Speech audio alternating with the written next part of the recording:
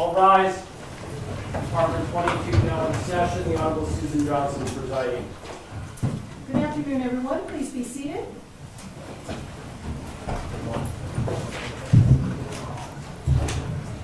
Okay, and this is the time set for sentencing.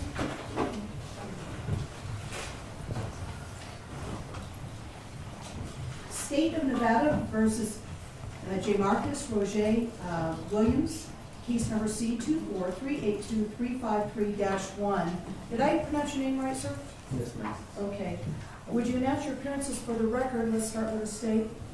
Ewing for the state, bar number 14741. Eric Bauman for the state, bar number 9755. Michael Yohe, bar number 8316 for the Public Defender's Office, here representing Jemarcus Williams. And Anna Clark, bar number 12718. All right. And this is the time set for sentencing. Are we ready to proceed? The state is, Your Honor. Defense is ready to proceed as well, Your Honor. Okay. We did want to approach the bench on Okay. a quick conference before we get going. May we approach? Yes, absolutely.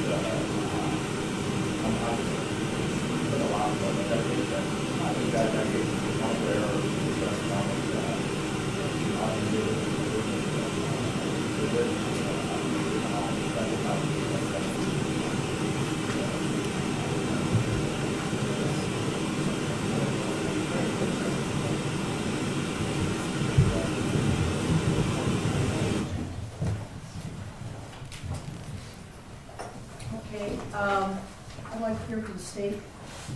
Yes, Your Honor. Before I proceed, just want to make sure there's no Stockmeyer issues concerning the pre-sentencing investigation report. I do want to reference that. There are no Stockmeyer issues, Judge. All right, thank you. Okay, thank you, Your Honor. Make no mistake, Your Honor, I don't think any of us should be here today. The fact is, today, in Las Vegas, in this very community, it's horrific to look at how many traffic fatalities we have. We haven't even seen the deadliest month yet, but we're at more than 70 fatality, and approximately 1/3 of those are DUI related. Your Honor, DUI is something that's completely preventable.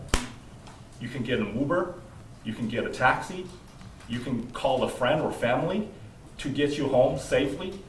Frankly, in this particular case, Mr. Williams' friend, who he was drinking with, actually did the right thing, ordering Uber to go home, which was captured by the camera.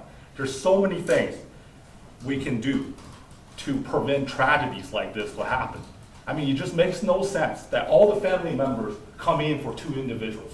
His family, this is not a holiday where families get together for something joyful. His actions destroyed all of these families. His coworkers signing behind him. It's absolutely astonishing the things that DUI can do to this community. We rely on people's good decision making. You drink something, you enjoy your night after work, like Mr. Williams did, you drink responsibly. Who else do we rely on? These officers. Your Honor, I personally handled probably hundreds of fatalities at this point. I can tell you, you, me, anybody in this courtroom, Mr. Williams' families are equal opportunists when it comes to being victimized by DUI. I have infants who were killed as a result of DUI. I have a dad who's just giving a ride home to a daughter, gets killed by a DUI driver. Everyone has the same opportunity to get hurt. There's no excuse to what you're doing. And these officers are shining examples. And mind you, Your Honor, this is actually not the first police officer involved DUI case that I handled personally. Just last year, Officer G-E-R-E-N Santos. He was a motorcycle officer on his way responding to a DUI, just like Trooper Felix and Trooper Abbate. They were responding to a DUI. In the midst of responding to a DUI, gets struck by a DUI driver.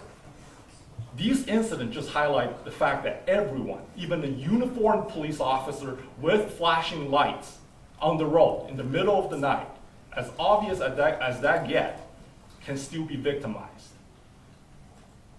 And Your Honor, in this case, the defendant's entire day of drinking, he went to work at 7 o'clock on that particular day. He gets off work, he started drinking at about 5 p.m. at Westgate Sportsbook. That's also roughly the time he bought his first hard liquor from a nearby gas station. He had one drink at the Westgate Sportsbook that we know of, and a bottle of hard liquor he bought from the nearby gas station. And he picked up a friend and went to Palms Casino. Until 3 o'clock that day, he bought 2 more hard liquors from nearby gas station or hard liquor store, and ordered, as far as we know, 5 to 6 drinks from the bar. At the end of the night, Mr. Williams was so intoxicated. The Palms security guards, you know what? We don't want to take your money anymore. You're causing a scene here. 4 security officers escorted Mr. Williams out of the casino, watched him get on the sidewalk, walking away from the parking lot. He literally walked by his vehicle. So the security guards stay at the scene for a little bit, making sure that Mr. Williams doesn't come back and get into his vehicle. What does he do? He hides it behind the bush, comes back, and made the decision that took the lives of our 2 troopers. What makes this case even worse is the defendant's history. As Your Honor saw, in 2007, the defendant had a DUI already. He attended victim impact panel. He wanted to do DUI school. Those things did not make an impression on him. And the fact pattern of the 2007 case is shockingly similar.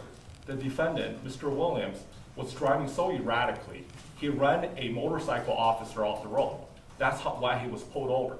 Luckily, that cop didn't get hurt. So that case and this case share shocking similarities, Your Honor. So we have 2 families today. Trooper Felix. Your Honor, by doing on the DUI team, I actually have some personal contact with Trooper Felix. He was one of the troopers work graveyard who helped this community by making countless DUI arrests. He comes to court always prepared. I remember seeing Trooper Felix just a couple weeks before this incident happened. He's leaving behind a wife and many of his children who can no longer have any memories with him. And with Trooper Abbate, Your Honor, his kid is so young, they don't even have any relationship with him yet. And that's what makes this whole thing just so sad. I've read Mr. Williams' family support letters. He seems like a great dad. His 2 sons wrote beautiful letters in support of him. But you know what? His family can still touch him, talk to him, can still have Christmas in the future. None of the things that these families can still do. They can just sit here, wishing that they can touch and say hello. Frankly, none of them even get an opportunity to say goodbye. That's what makes DUI cases so sad. It's because Mr. Williams' conduct destroyed not just their families, but his own. Your Honor, this community relies these troopers to help prevent similar tragedies from happening. I have no doubt Trooper Abbate and Trooper Felix's jobs on the road prevented many tragedies like this from happening. Just like what they were doing before they were killed on the night off. So based on this, Your Honor, based on the tragic incident in this case, based on all the mitigation parties have already done by getting rid of the hit and run charges and reckless driving charges, the state asks you, on behalf of this family, on behalf of the troopers, on behalf of this community, asks you to sentence the defendant to the maximum possible sentence. And that is 8 to 20 for each trooper for an aggregate of 16 to 40. Counsel?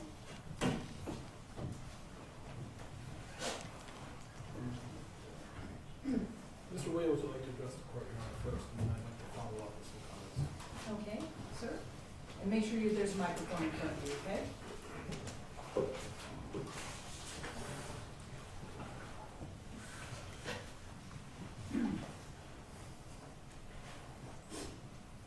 Your Honor,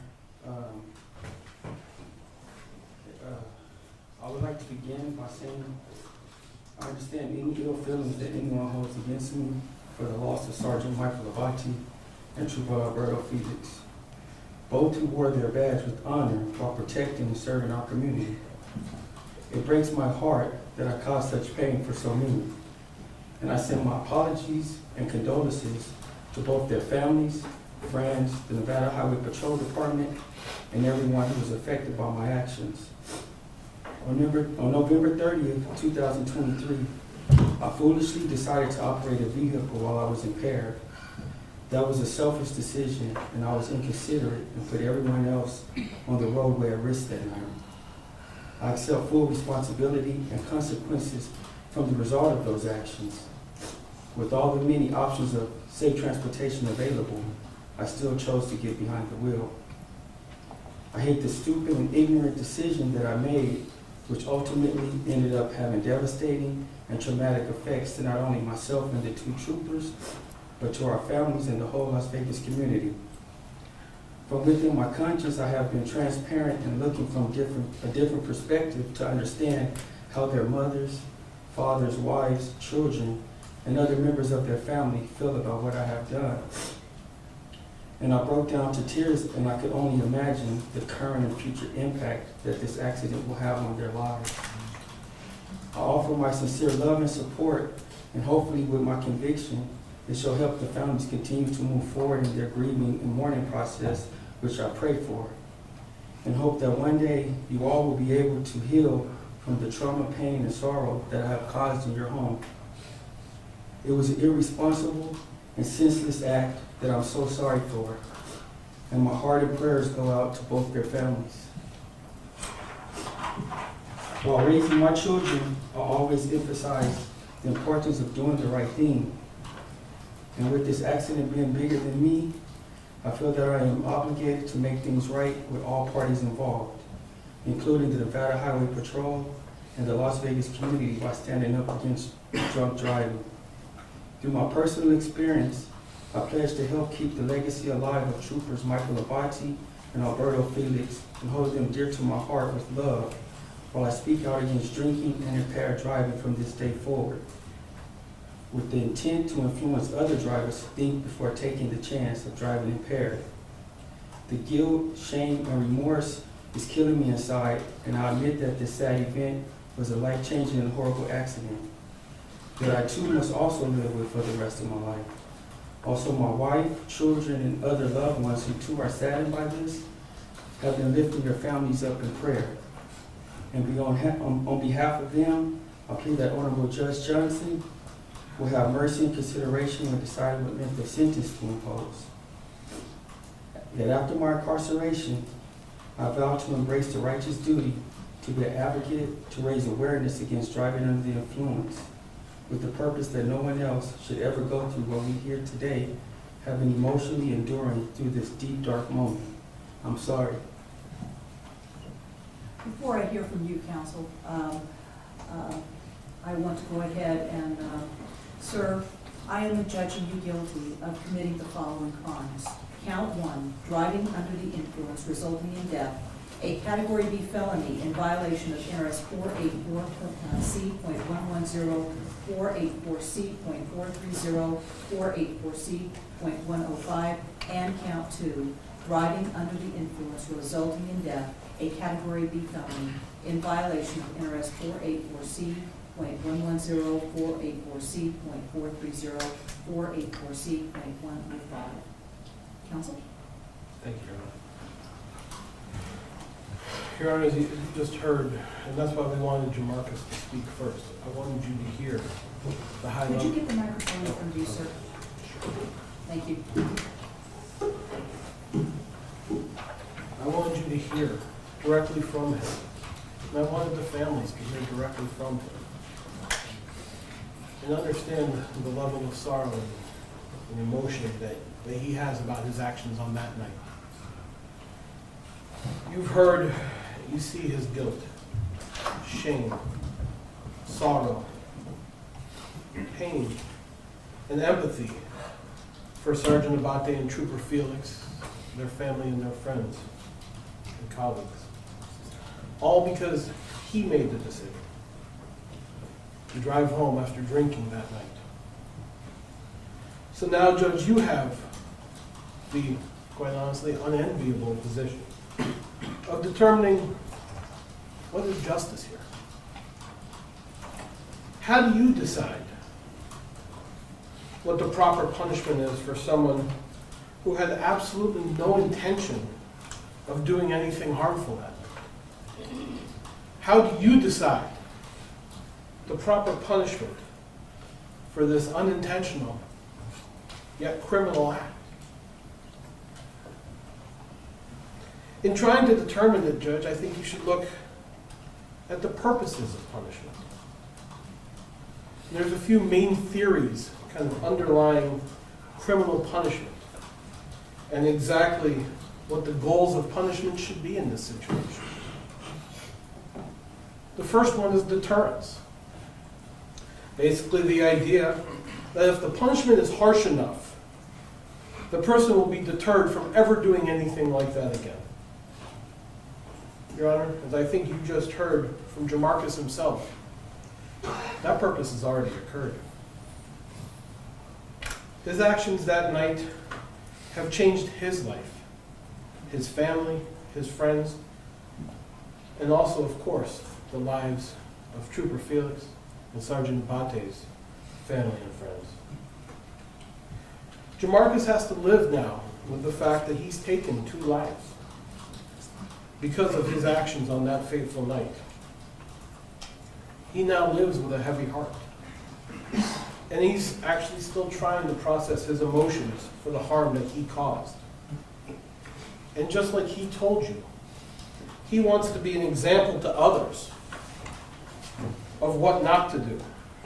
And when he gets out of prison, whenever that is, he wants to be a positive role model in society for others.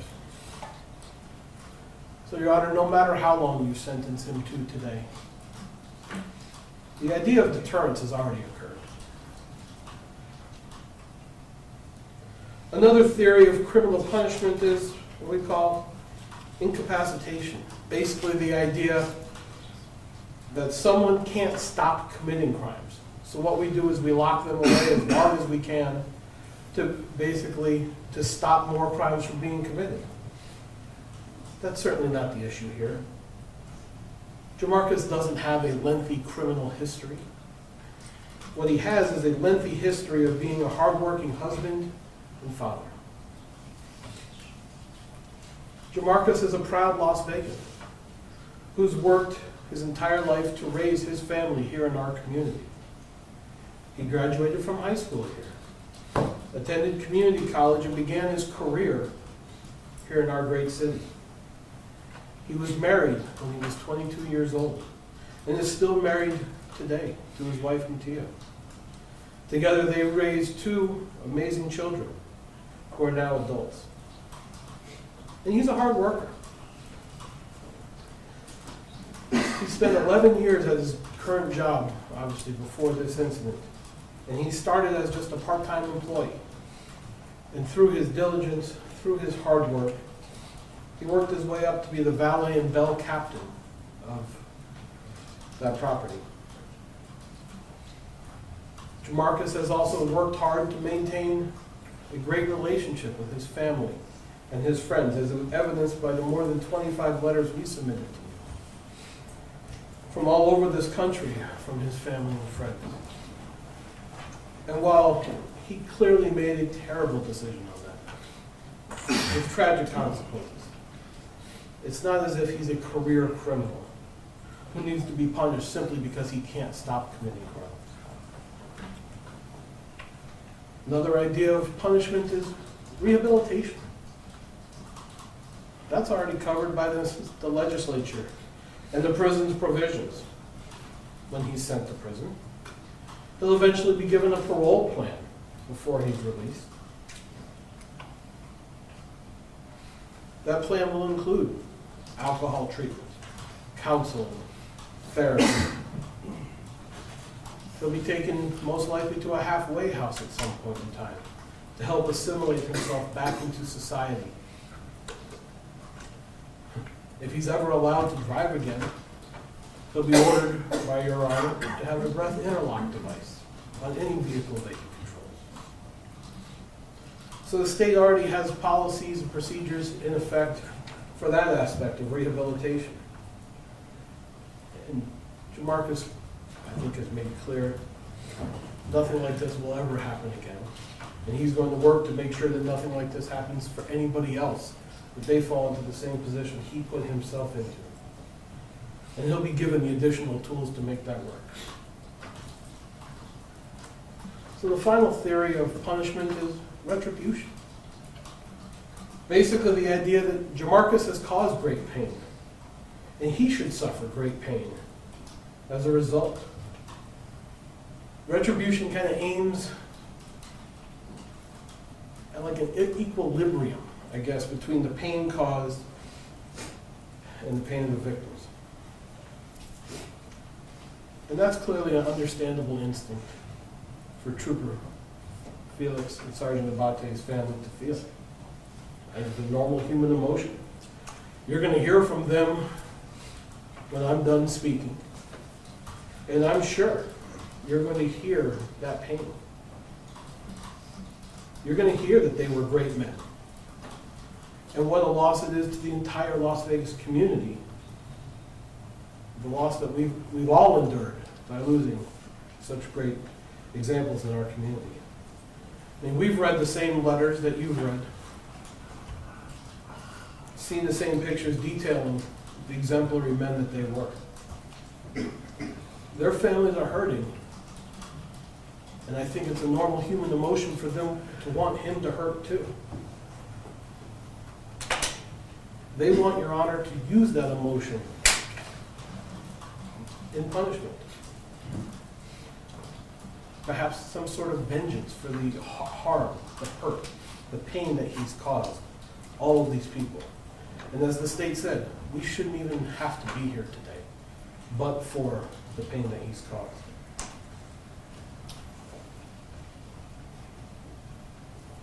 The anger they feel is completely understandable. These men didn't deserve to die. They were simply out there protecting our community, doing their jobs.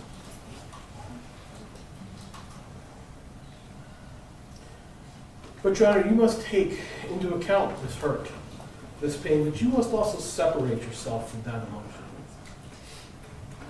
And we're going to ask you to pass judgment on Jemarcus based on the totality of the circumstances here. As the judge, It's your role to separate yourself from that emotion and what these families feel. And instead, your job is to determine what's just and what's right, what justice actually is in this scenario. We're asking you not to judge this person, Jemarcus Williams, solely on the worst day and the worst decision he's ever made in his life. We're asking you to look at everything and make a fair, just decision. So what is justice here? You have a man who's been in this community for 44 years, growing up a proud Las Vegan and choosing to make this place his home, to marry and raise children in our community. How do you consider the actions of someone who's been alive for more than 16,000 days that he spent on this earth? You read the letters we provided. Every day of his life he's worked to be a good son, grandson, husband, father, brother, friend. Excuse me a minute. If you have a telephone, turn them off, not just vibrate, turn them off or you're going to be asked to leave. Thank you. Thank you. Jemarcus is more than just the person that made that terrible decision on that night that led to these tragic results. I want to give you one example of his character that recently came to light. Your Honor knows during the process of this case, the state and I work on negotiation. We met to talk about potential negotiations of how this case is going to resolve itself. Because from day one, Jemarcus wanted to admit guilt. He never wanted to take this. He knew what he had done was wrong, and he wanted to plead guilty. So one of the offers we suggested was a bit unorthodox. We talked to the state about having Jemarcus plead to a much more serious charge than he was even charged with, in exchange for what we believed to be would be a fair sentence. After much negotiation, the state was willing to agree to allow him to be sentenced to a sentence of 12 to 30 years in the Nevada Department of Corrections, but with a caveat. He would have to plead to a charge of second-degree murder. Should I be told what the prior negotiations are? I mean... Can we approach the honor? You want to approach? Maybe we approach the honor.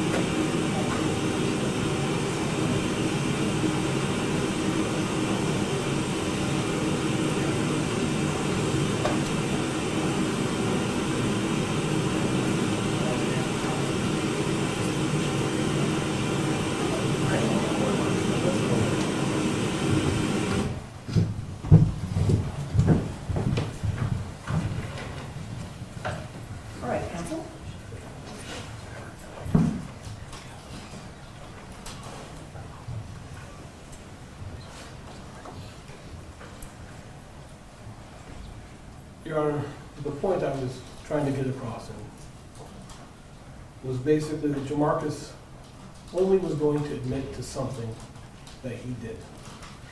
And when we talked to him, he only wanted to take responsibility for the actions that he actually did. He wanted to show his boys that you take responsibility for your actions when you've done something wrong. And you stand accountable for the mistakes that you make.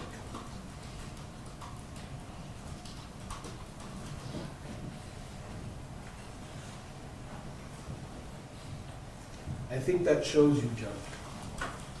And you certainly, as demonstrated by many of the letters that you've read, that although this was the worst decision of his life, he's determined only to make good, proper, and right decisions from here on out.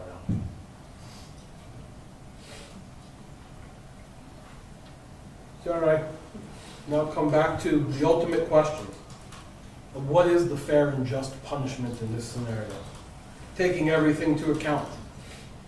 And your job is to have that ultimate responsibility to look at everything.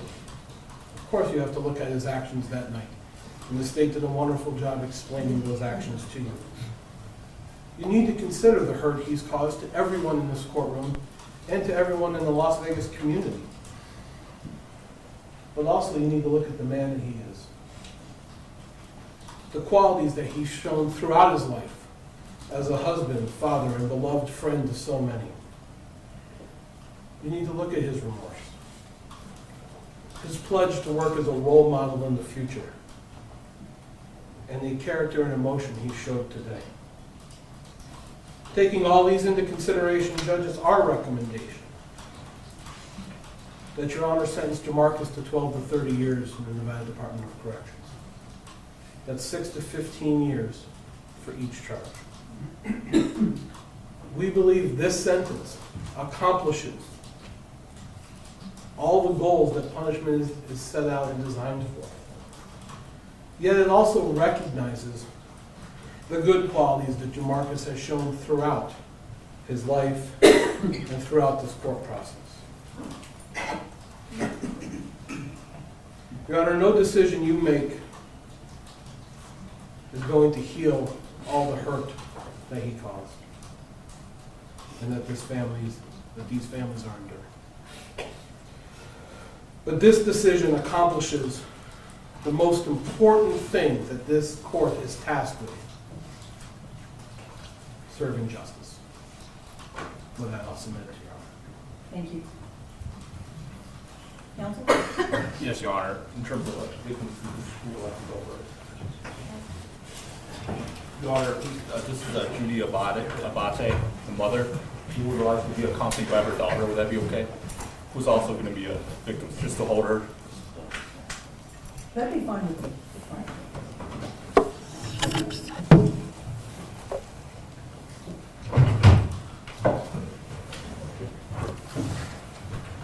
Ladies, I need you to raise your right hand. will you come over? Is this quickly? one still? Yes, please. Raise your right hand. You do solemnly swear that testimony you're about to give in this action shall be the truth, the whole truth, and nothing but the truth, so help you God? I do. Will you please state your first and last name as well as spell them for the record? Judith Abbate, Judith Abbate. Thank you, ma'am.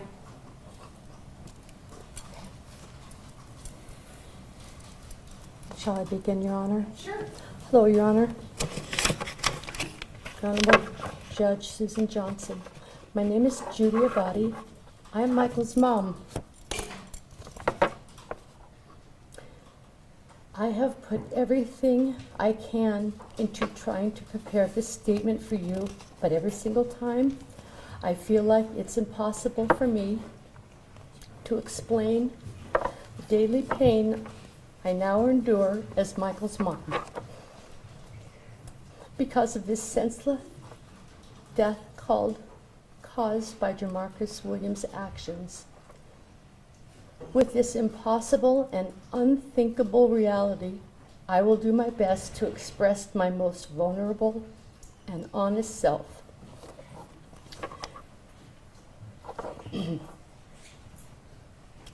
As we all gather here on this unforeseeable day, I have decided it would be fit and right for me to speak first on our son's behalf, as I am Michael Salvatore Abbate's mom. I brought Michael into this world, and it'll never be the same without him here with us. His presence is in my every breath, though his breath is no more.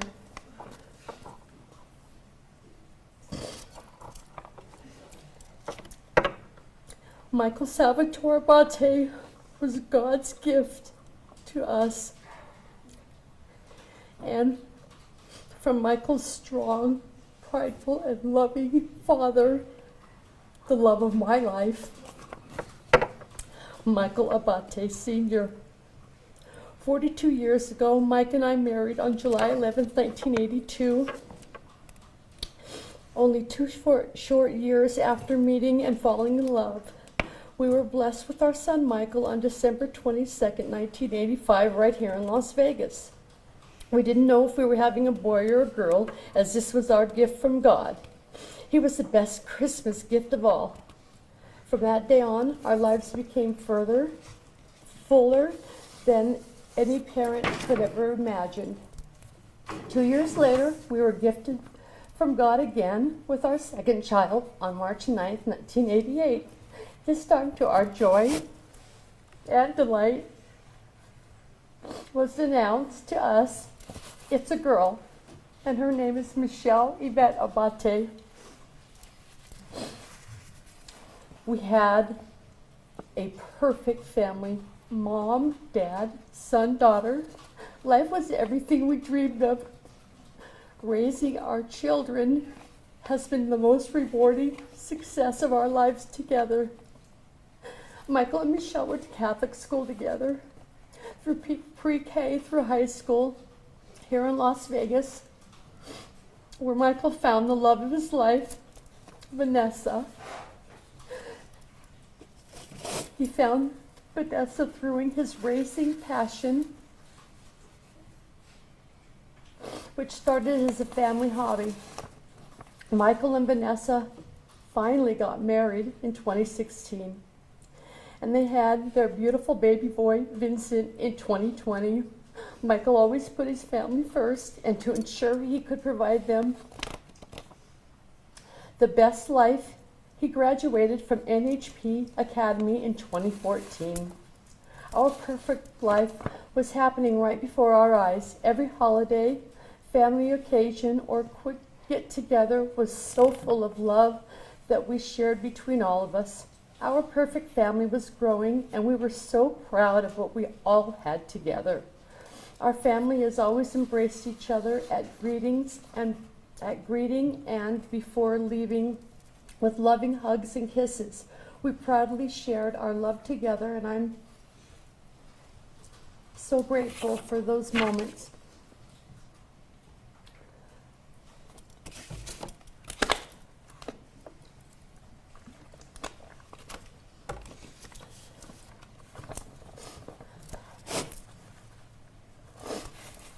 Michael had the best hugs. He'd say, "Hi, Mom," or "I love you, Mom," with his special love and care. Sometimes I wouldn't even let go of him. His hugs meant the world to me, and I'm so grateful to have shared this family tradition, because now it is all I have to hold on to as a memory. Everything is different now. This unfamiliar way is here. I have a huge empty hole in my heart. My gut gets sick like never before. My self-being isn't the same. My normal life is gone. My normal family is gone. Gone is every moment of every breath. I live with grief every second of every day.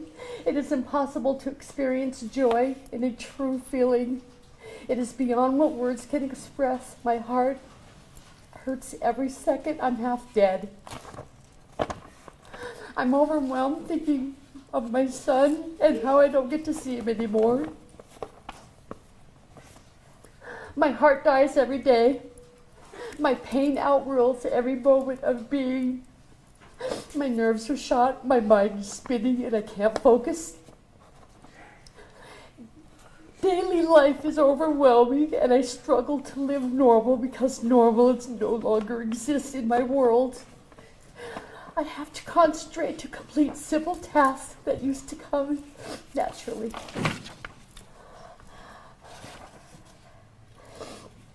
I have never been cowardly before. This has killed my life and is harder every second of every day. I no longer love me. I hate what this new has done to our family life. Every moment is agony. Nothing feels good. Nothing feels right. And I'm trying to remember to feel strong, think strong, but it's impossible. It's never going to be the best days of my life without my son. My loving, brave, and humble son is not here any longer. For one unforgivable reason, and that is why Jemarcus Williams is sitting in this courtroom in chains, only a few feet away from us.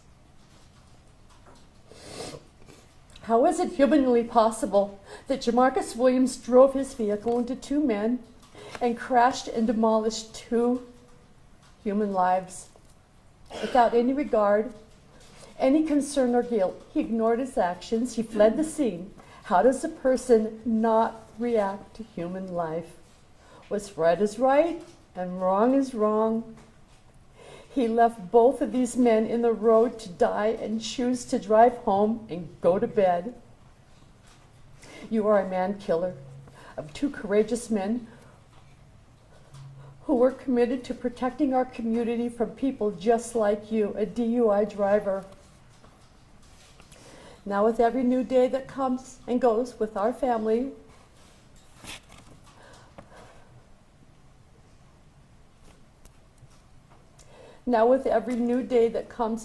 our family feels the emptiness without Michael here. I live with my grief, a mom's grief. It's beyond what any words can express. When I try to explain it, it's impossible. I can no longer feel or experience joy or happiness like I used to. All the normal is gone in my life. I cry every day for every reason and every reason. The loneliness is unbearable. My heart has been left with a gigantic hole in it. It's broken and it can't be fixed. As a mother, I'm forced to bear the unbearable.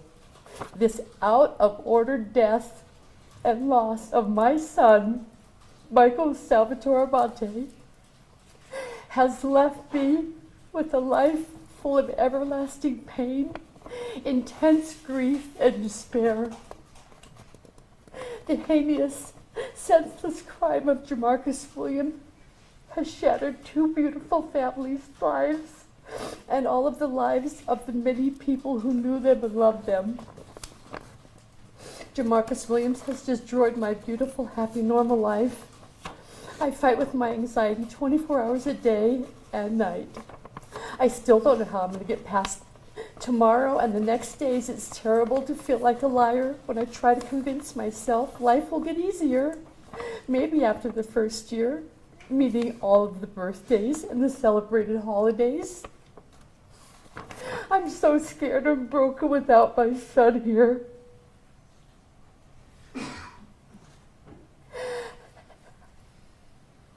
How is a mom supposed to manage grief or lessen the constant suffering? I'm not a liar. This won't happen, and I will live in pain for the rest of my days. I miss my son.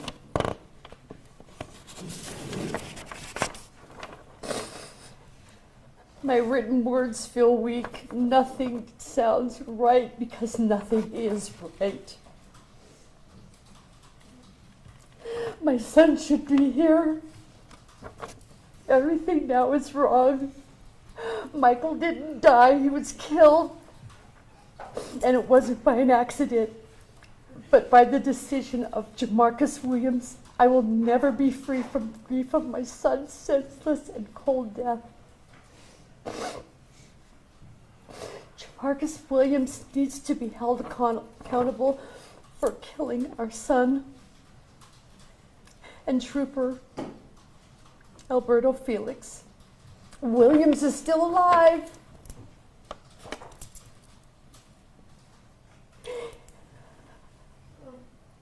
And these brave men are not. His family can go and visit him.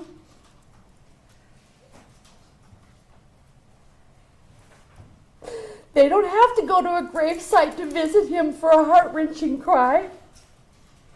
Therefore, I hereby requested that Jemarcus Williams gets the maximum penalty that the law allows with no leniency, and for each count to run consecutively to bring justice for both of these men's lives. Your Honor, thank you so much for the opportunity for me to speak and share my broken heart. Thank you. Thank you.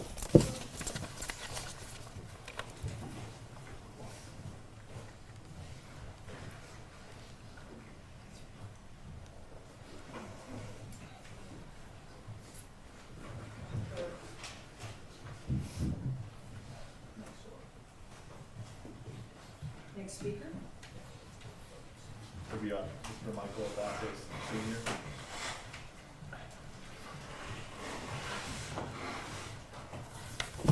Rana? You do solemnly swear the testimony you're about to give in this action shall be the truth, the whole truth, and nothing but the truth, so help you God? So help me God. Thank you. Will you please state and spell your first and last name for the record? My name is Michael Abbate, A-B-B-A-T-E, Would you spell your first name? M-I-C-H-A-E-L.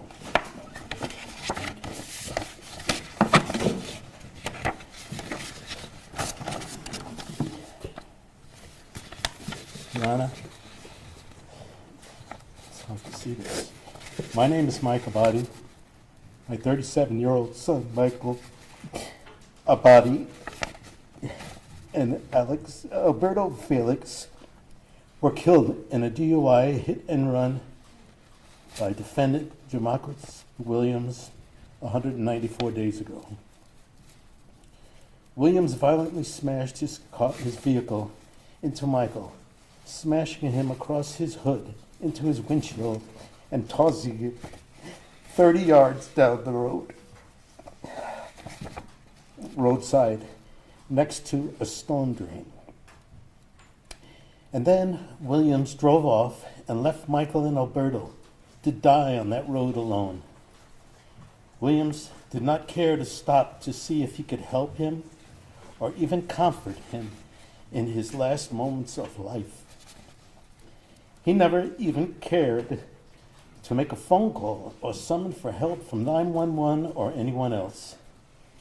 Instead, the uncaring, heartless coward drove off and went to bed at his mother's apartment.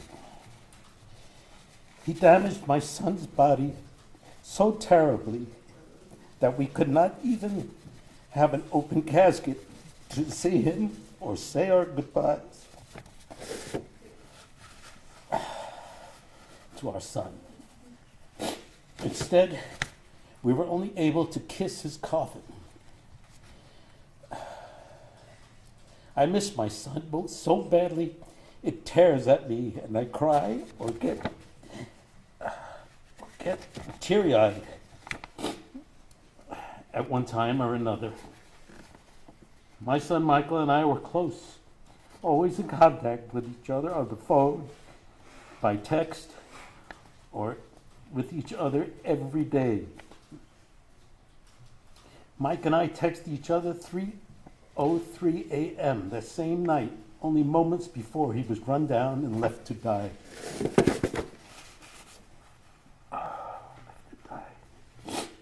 When I go to bed and try to sleep, I close my eyes, but visions flash in my mind of that white SUV and the black belt marks across the hood and the smashed windshield where my son's body hit, tearing his badge from his chest. Those visions and thoughts make my heart and stomach ache. I think of how he was left lying in the dark road alone in pain, with no help coming, or even given a chance to survive. I ache inside when I look at Vincent, Michael's 3-year-old boy, who has no daddy to love, to hold, to comfort, or to learn from and grow with. Vincent came to my office and saw his dad's picture on the wall and said, with a sad face, "Grandpa, that's my dad. I want him to come down to me." Excuse me. I cannot believe that Mike is gone forever, that I will never be able to hug him or kiss him goodbye when he leaves. I will never be able to watch my son raise his son. There are just a few things that tear, those are just a few things that tear at my heart and ache inside me. Yes, it hurts when I see his broken-hearted wife, Vanessa, who will have to raise her little boy and deal with the enormous pain and emptiness she also must have in her heart. I am unable to even console my devastated wife in her pain and sorrow, because when I try to, we just hold each other and cry together. Or my daughter, whose sadness and tears at her heart. And I crumble, and I do cry, when I enter his shop. He alone built in his backyard to work on all his projects that he started and planned for. And see his dream car he was building sit on the lift just as he left it, never to be finished. I cry when I think of all we could have done together with him and his family in this new chapter of his life as a father and a husband at a time just as it was coming all together for them. Yes, I do try to be strong and not cry. But this is a pain that I never, ever knew would be possible to feel. It's a pain and heartache that cannot be explained to anyone who has not been subjected to this tragedy like this. I always fix things, but now I am helpless. This is something I cannot fix. There's nothing I can do that will ever change what has been done, and it eats away at me. I keep trying to keep busy with anything I can find, but it's only a facade, a cover-up to help me through the day until I go to bed, and then it all starts over. A piece of me has been torn away, and I have an empty hollowness, a void, and a terrible ache inside. I miss my boy so much. He was my pal. He was my friend. He was my answer man. And he was my champion. Excuse me.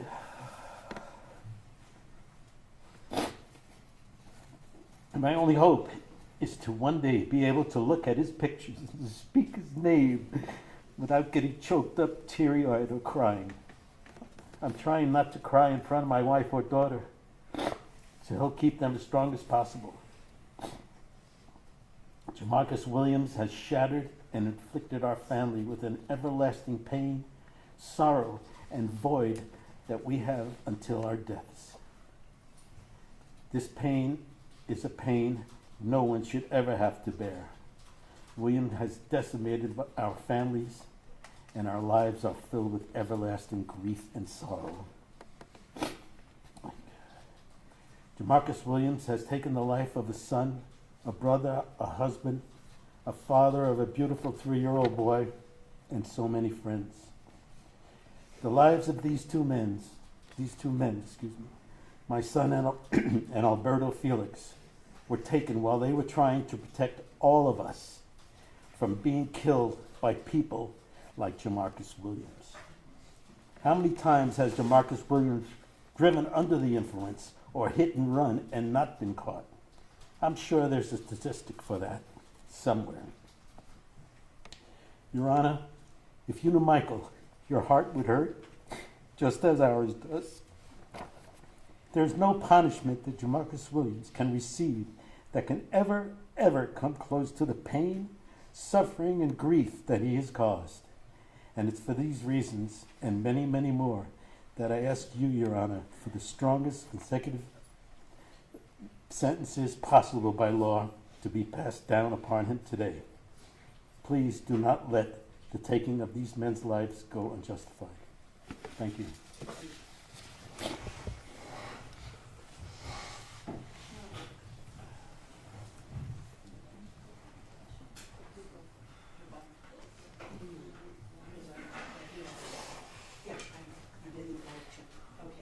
Next speaker? Michelle Abbate.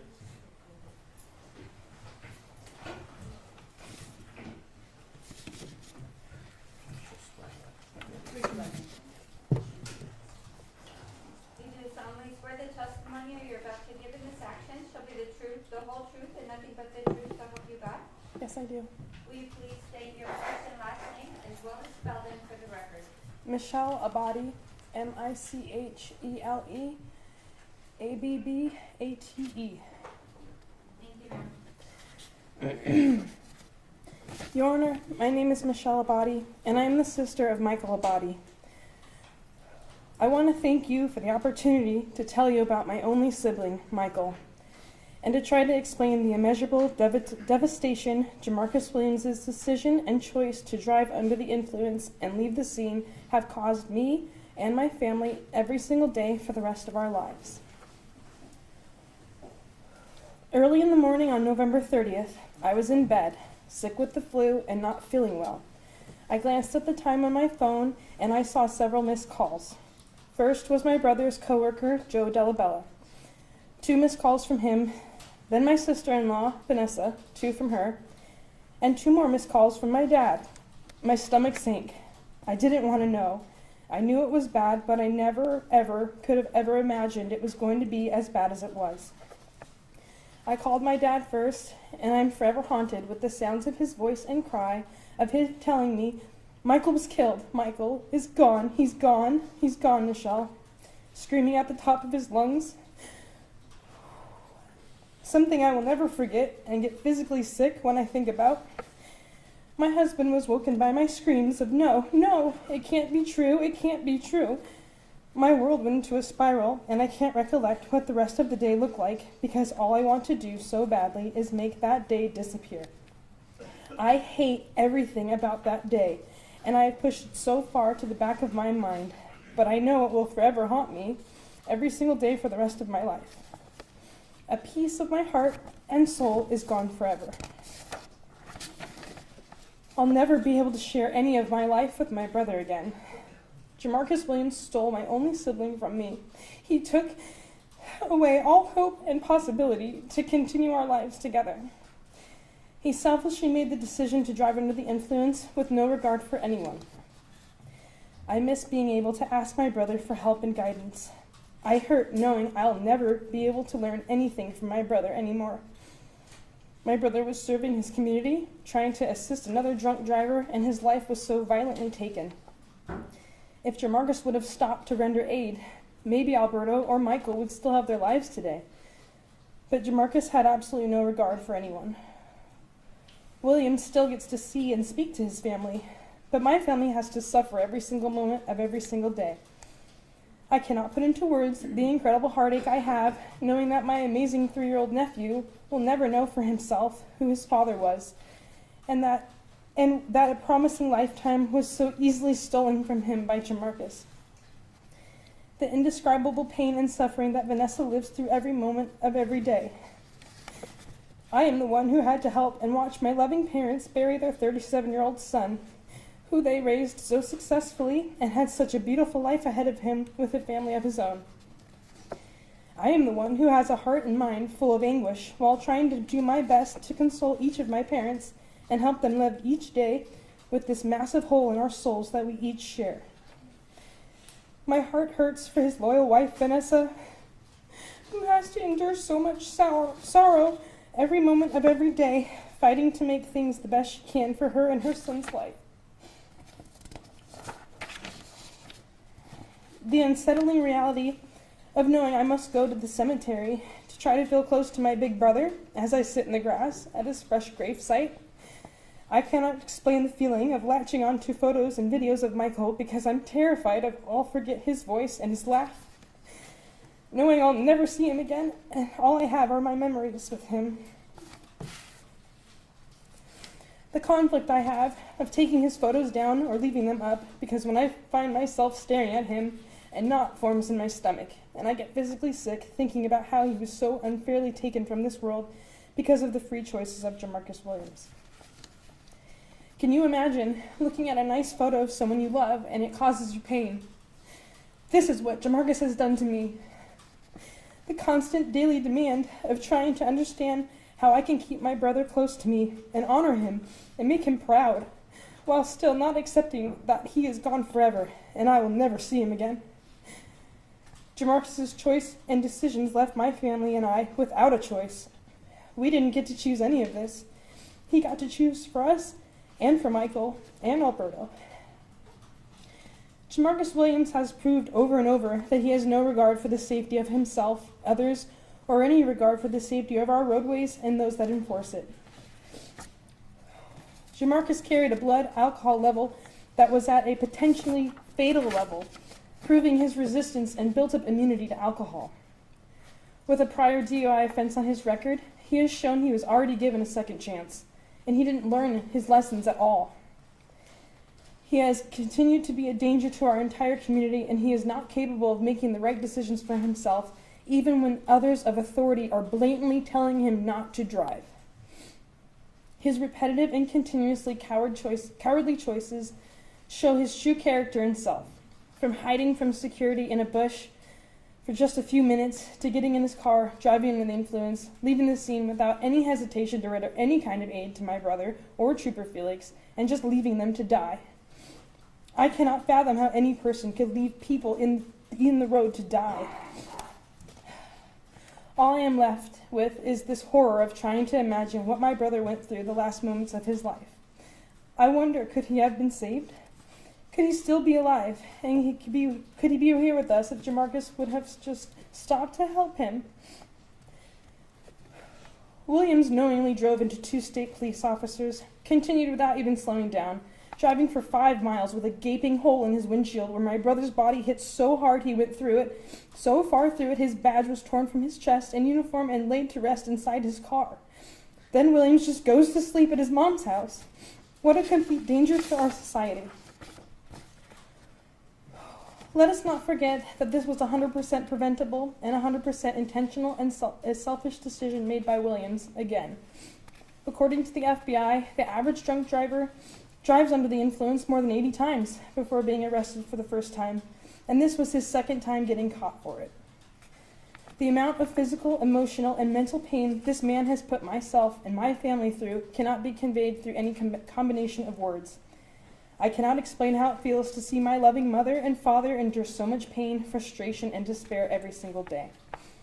The misery that is felt to the deepest core, hoping that my little nephew will clearly remember the memories he has of his dad. I cannot explain the agonizing affliction I have watching my parents be full of pain and suffering, and knowing I have no way to take it away from them. Knowing that my mom will never be able to see her son again and hold him and hug him, and that my dad will never be able to watch his son teach his grandson the little and big things in life. Seeing Vanessa have to stay strong and march on without the love of her life by her side. The hole in my soul where my brother was, that must be filled with past memories now. The hole that was created in each of us because this 46-year-old man made decision over decision, not only to endanger everyone on the roadways, but knowing he drove his car into 2 people and still decided to drive home, even with the gaping hole in his windshield where my brother's body impacted his car and ended his life. These decisions this man has made so many times in his past. These were conscious decisions, and he continuously discarded everyone's safety. It is inexcusable, and because of him, 2 innocent civil-serving lives were taken away. My brother made a difference in this city, and it won't be the same without him. He is and forever will be my idol. He was a very talented race car driver, and he was able to bring his car handling skills to be of the most value to help serve our city and keep our Nevada Highway Patrol safe with his evac training. I am so proud of all he was doing and seeing how he was able to share and apply his passion for precision driving to train other officers. I truly believe he was making a difference and made our roads safer by equipping our state officers with his knowledge and driving expertise. Driving under the influence of drugs and alcohol is the #1 cause of motor vehicle crashes, injuries, and fatalities in Nevada. We have an obligation to society to show the people what the consequences of such a crime are. As of May 2nd, 2024, 131 lives have been taken, up 19% from last year. The top contributing factors of these deaths are impairment and speeding. Something must be done.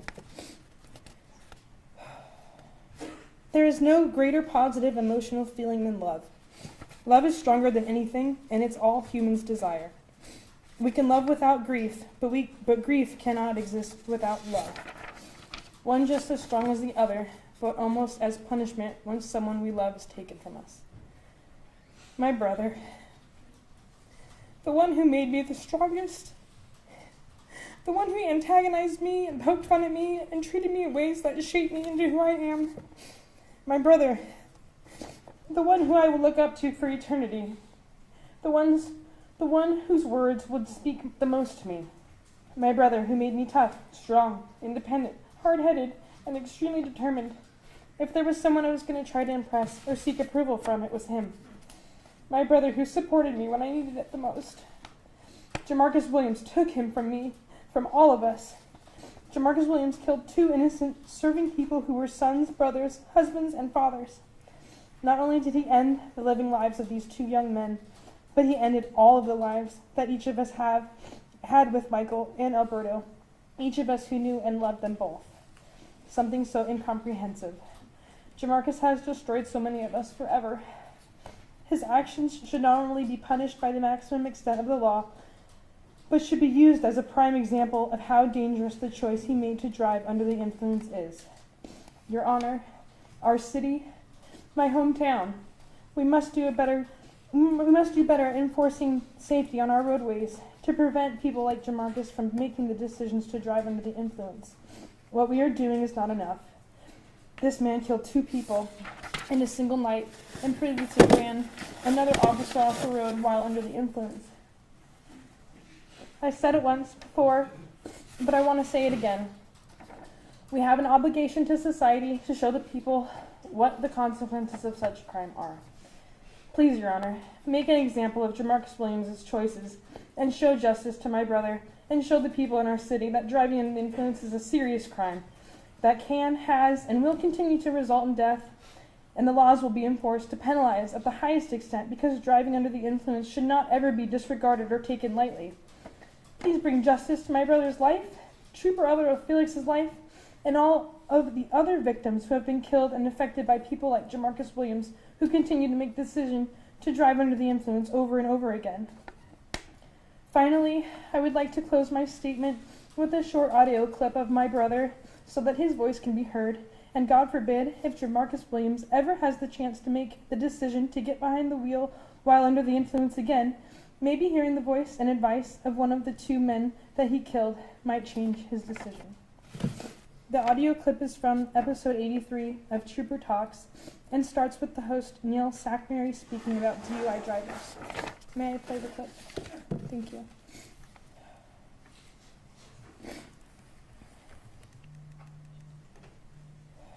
These people are killing our society, and they are making a difference in such a negative way.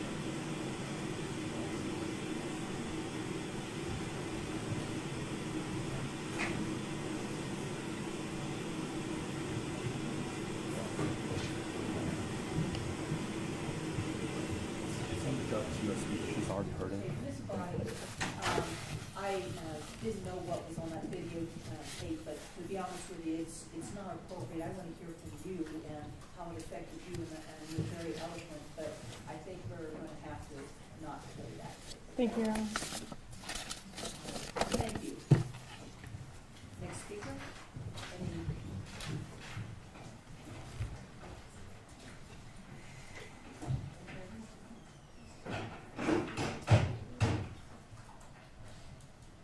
Who's speaking next?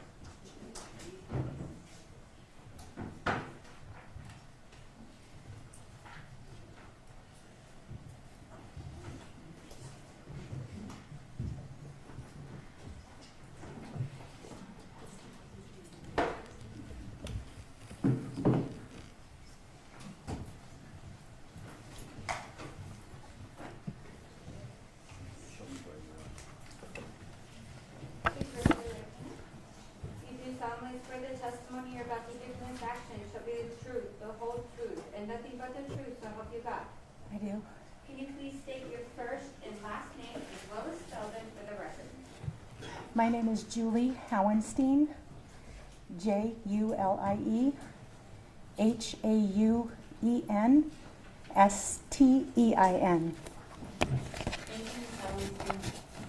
Good afternoon, Your Honor. My name is Julie Howenstein, and I'm the sister of Alberto Felix.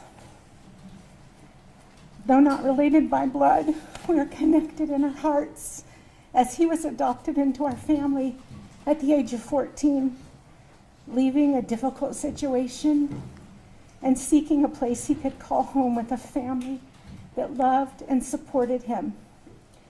His presence in our lives was no mistake. In a moment, a heartbeat, life can change. One person's bad decisions culminating in lives lost and changing families' lives forever. That's why we're here today, to seek justice for exemplary lives taken in a senseless act. Your Honor, there are no words that can really describe what a loss it is for our family, this community, and the world in Albert's passing. In this short time I have, I'm going to do my best to share with you Albert's life and how his passing has impacted me and our family. Albert was a man who spent his life serving others. He served 24 years in the Air Force, having served in Desert Storm and time spent in Korea and Italy. After retiring from the Air Force, he went to nursing school and then ultimately decided to enter the police academy at age 50. We shared many laughs about how he was an old rookie, and yet he had no trouble keeping up with the younger guys. At his memorial, many shared how much they looked up to him and respected him. I was so incredibly proud of him. When I got the call on November 30th that Albert was killed by a hit-and-run drunk driver, I kept asking to have that repeated. What was being said? My mind just couldn't comprehend that he was gone and in this manner. This vibrant man whose smile welcomed everyone in. You can see his picture there. Whose infectious laughter could turn a frown into a smile was gone, tragically and senselessly ripped from our lives. For weeks after November 30th, it was hard to sleep as my mind kept going over and over what it must have been like for Albert in those final moments. What was he thinking? What was he feeling? Did he know he was going to die? My mind kept replaying what I imagined must have happened once the car that Jemarcus Williams was driving at a high speed and recklessly as it hit Albert, tossing him up and over the ramp onto the road below. I would see the image over and over in my mind. I would cry through the night, praying to God that he felt minimal pain, but knowing that just wasn't the case. It is now 6 months later, and while I don't see these visions every night, there are still nights that I wake up with these thoughts. The images of his lifeless, broken body as he laid in the casket will haunt me forever.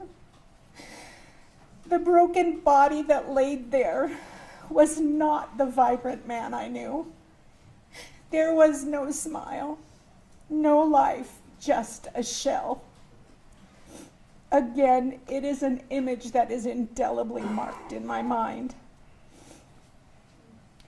I think about how this wasn't the first time that Mr. Williams chose to drive drunk, and how he was stopped from getting into his car at the casino and then hid and got into his car anyway.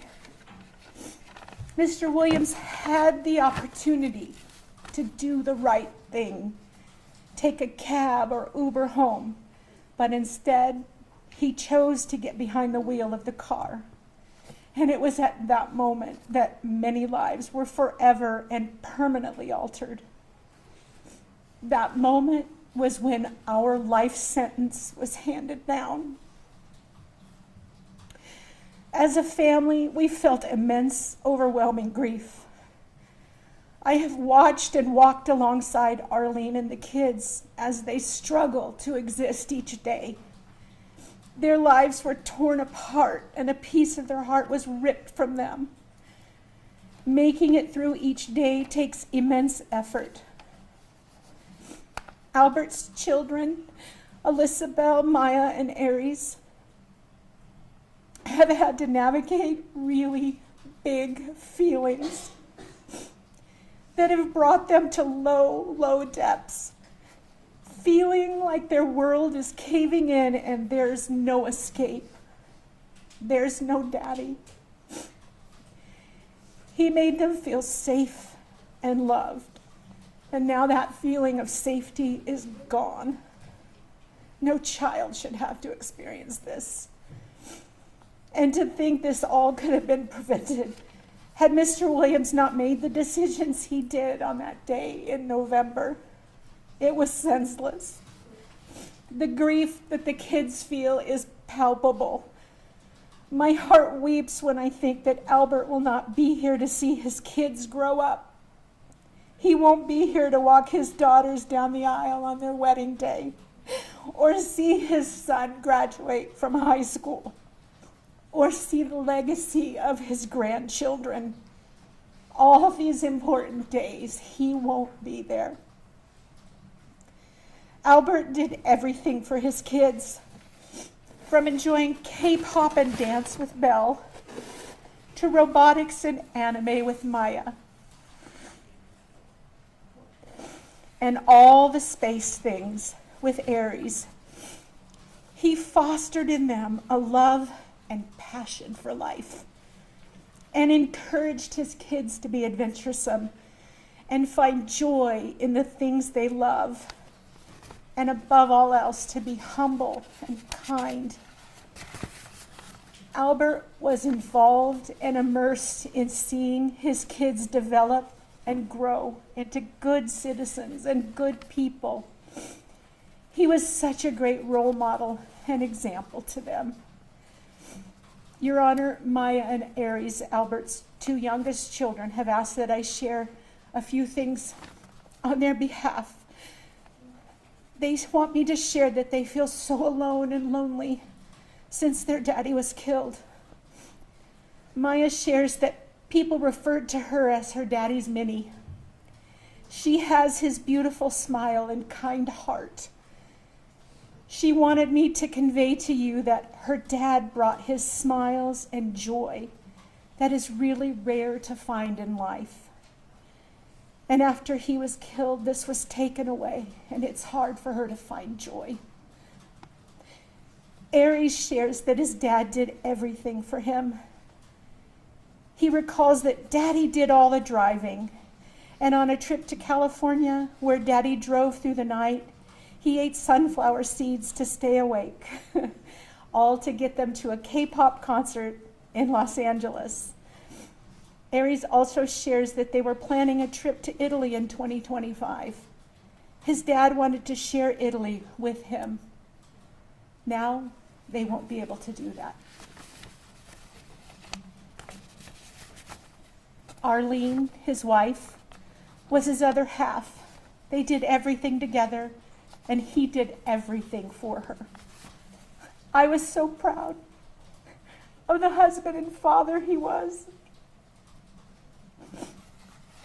He supported Arlene in her professional endeavors and encouraged her in and accompanied her on many adventures. It was always together, hand in hand. She has lost herself and her will to continue on in life without her beloved Felix. I have stood beside her and held her hand through many dark days since this happened, willing her to keep living. Each breath she takes is an effort, and my heart breaks. All who met Albert were greeted with that big, beautiful smile, feeling immediately welcomed, feeling safe, and all the warmth that connection, love, and friendship bring. Albert was passionate about his job as a state trooper. He felt it was his calling. And when I would press him about seeing the worst of people, his response was, "Sis, I look beyond the circumstance to the heart. I see people on their worst day, and I hope to encourage them to make better choices and have a better day tomorrow." Your Honor, this is who Albert was, through and through. He loved people and truly wanted to see them be the best they could be. This is what was taken from us on 11/30/2023. This man, though small in stature, was a giant among many. Not only a great loss to our family, but this community as well. On November 30th, Jemarcus Williams sentenced our family to life. No time off for us, for good behavior, no parole. His decisions and actions took Albert from us. We'll never see him again this side of heaven. However, Mr. Williams can see and talk to his family and experience life. He will be able to see his children grow up and talk with them. This is not afforded to us. While we know you cannot sentence Mr. Williams to life, we respectfully beg you to give the maximum sentence allowable by law to him, and that his sentences run consecutive. Please, please give our family some sense of justice in this egregious, heinous act committed by Jemarcus Williams. Thank you, Your Honor.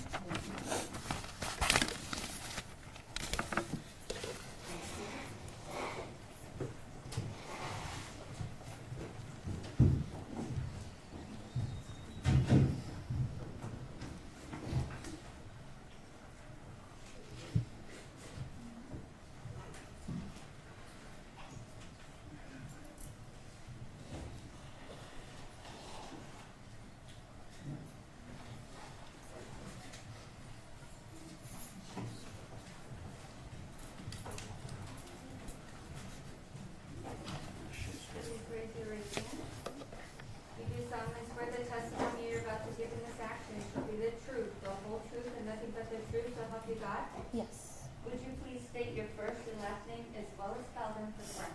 Alyssabelle Yabut, Alyssabelleyabut.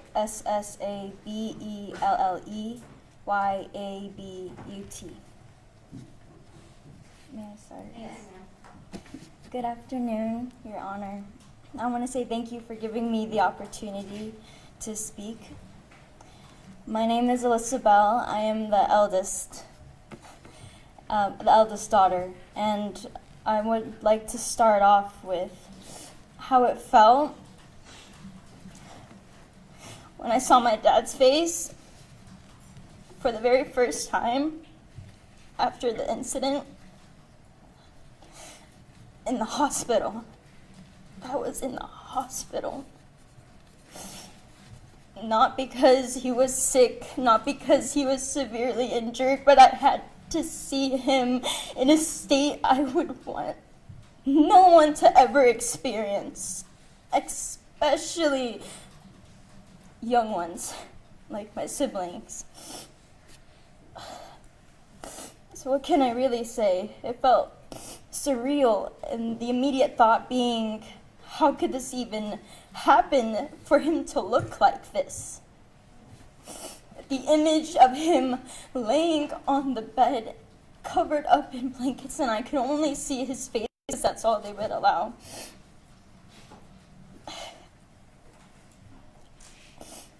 I want no child to experience this, but I had to see him, Your Honor. I had to. I needed to, because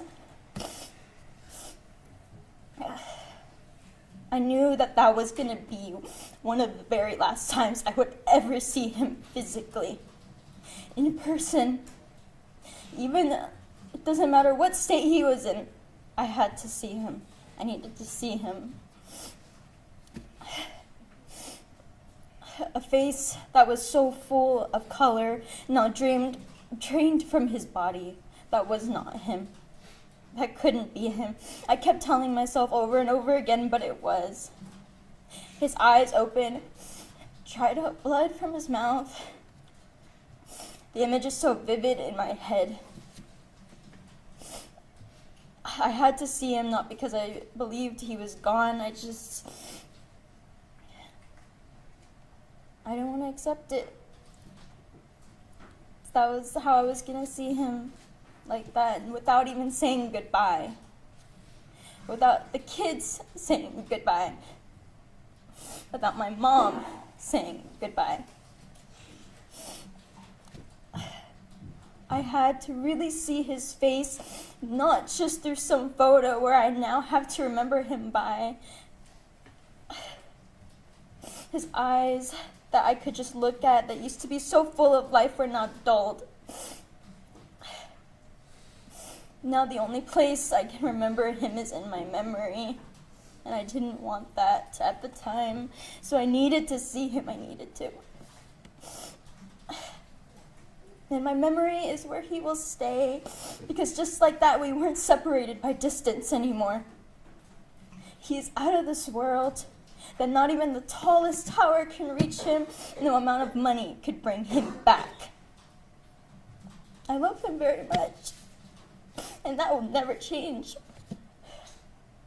I think a lot of us who did get the opportunity to talk to my dad could say that he was a very outgoing and kind man, that he had this aura to him that not only did I feel, but he brought onto others, a feeling that you could just drop your guard down, that he was a father figure, that he was a role model,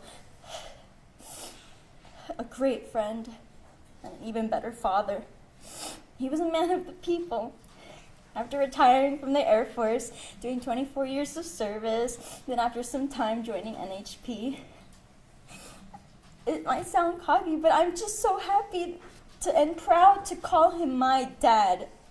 I'm proud that he is my father, because I know how much he loved the people and to serve it. I just wanted to be just like him. I want to be just like him. I aspire and I admire. When he joined NHP, I don't think I've ever seen him so happy before, like that. He was so passionately happy. We knew how dangerous his job was. And me and my mom tried to convince him to stop, but he looked at me and I looked at him and I looked in his eyes and I could see that he would not be happy. He took great pride in his job. And not because he loved catching bad guys,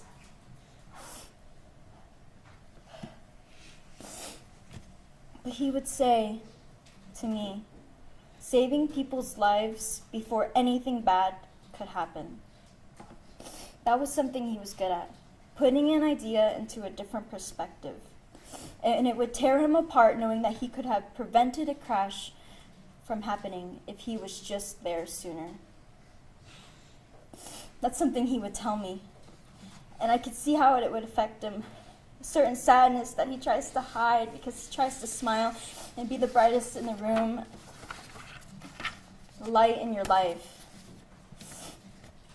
And these are people he's never met before, and he cares so much to want to save them, to help. Because it was just that kind of man. That was the kind of man that he was. The kind of man that without hesitation would drop everything that he's doing and help others. He'll see you from a mile away struggling, and before you can even ask for help, he's already there by your side. That's something I've always admired about my dad. He never complained, and he did everything with a smile on his face because he genuinely wants everyone to be happy.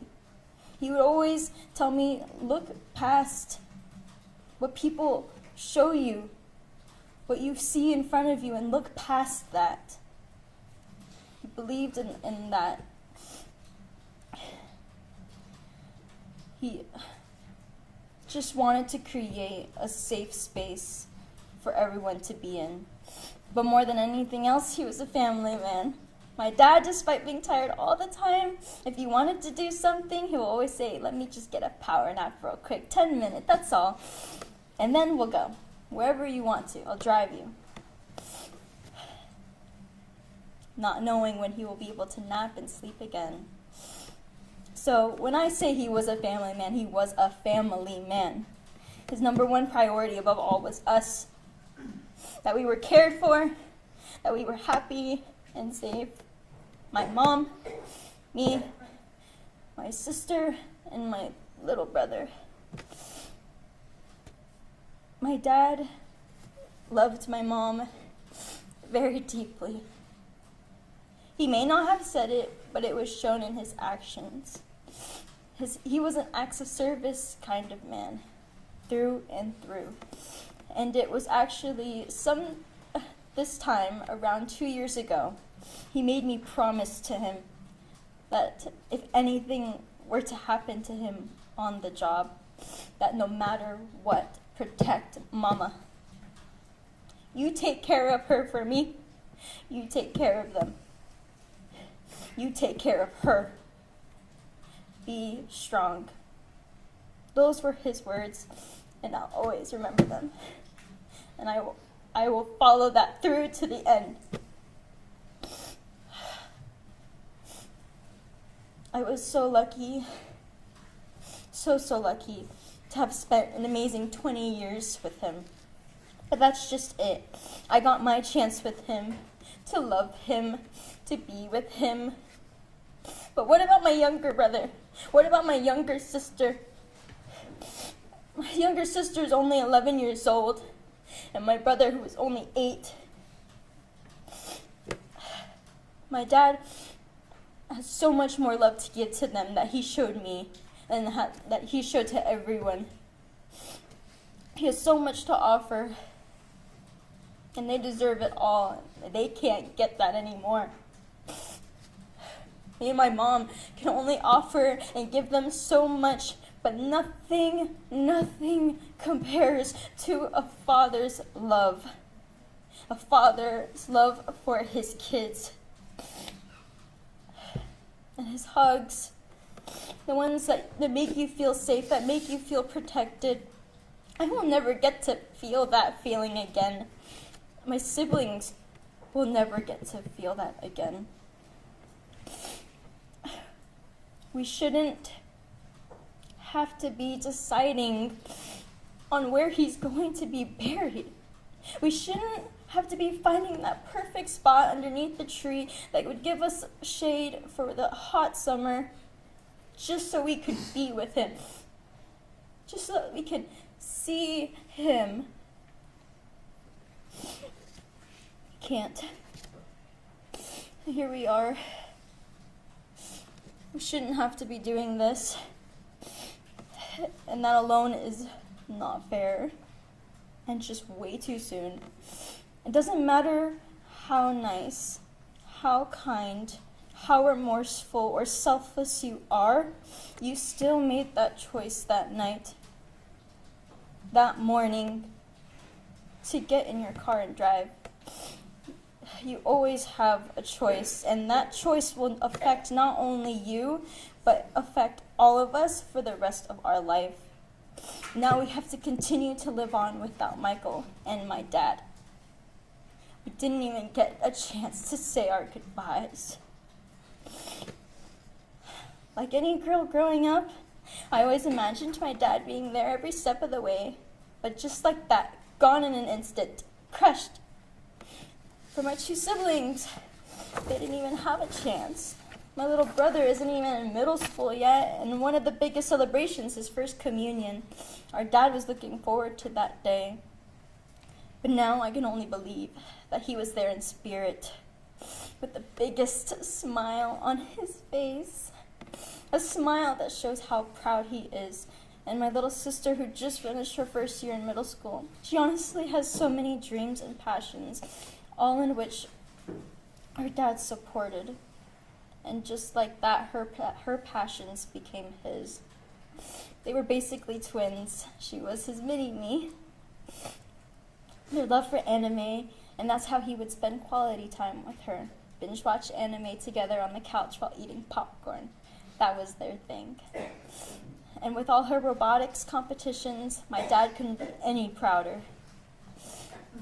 Now we have to grow and hit every milestone without him. I always envisioned my dad being with me on my 21st birthday, because he was the DD for everyone. He would drive so much that he got the nickname Uber Felix. Me and him always talked about it, that we would celebrate and he would be there to protect me. Instead, on my birthday, we went to Police Week, and on that day was the Police Unity Tour in honor of the officers who have fallen.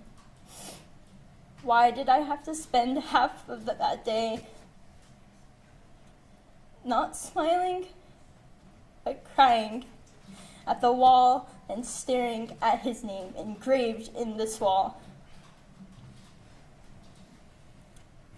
That will forever be in my head and in the head of others who got to see that wall, and the names of my dad and Abate's.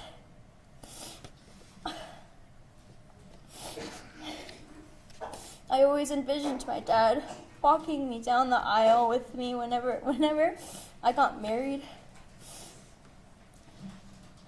To see him smiling at me in that moment is a huge milestone, and I will never get that moment with him. I always envisioned him cheering me on and whistling in the bleachers of the UNLV stadium whenever I graduate college. He always had to make it known of how proud he was of all of us. And even though it was embarrassing, that's how I knew how happy he was. That's how I knew how much he loved us.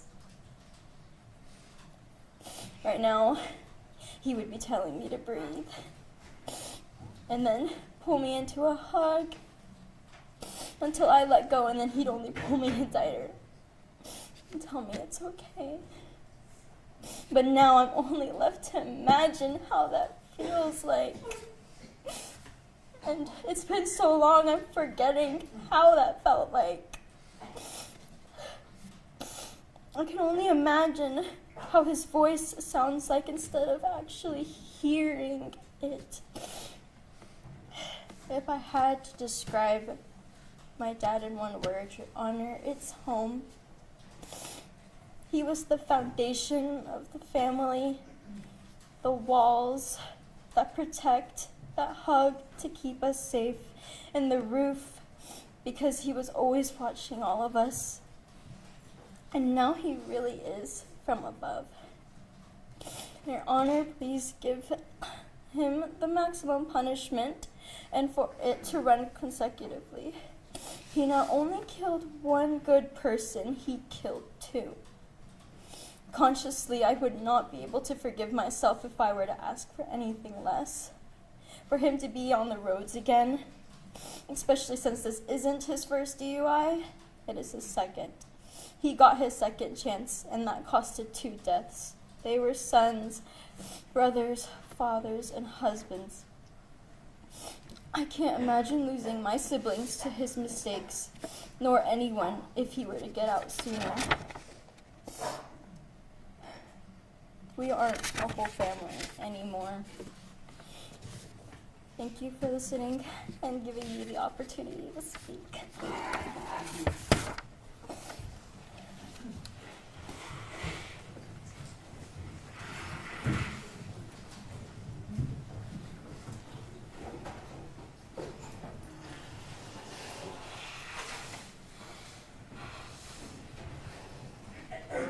May we approach from a moment?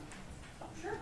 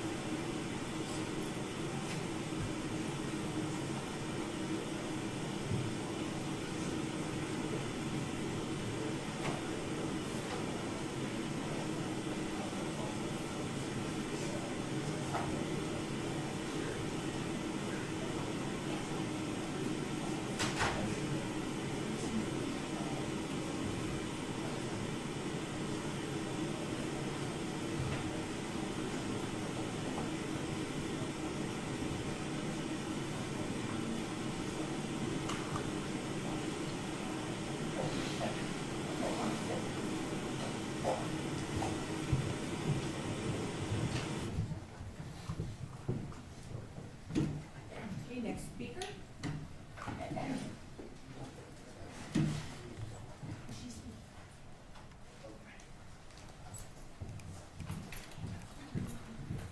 She'll swear you in.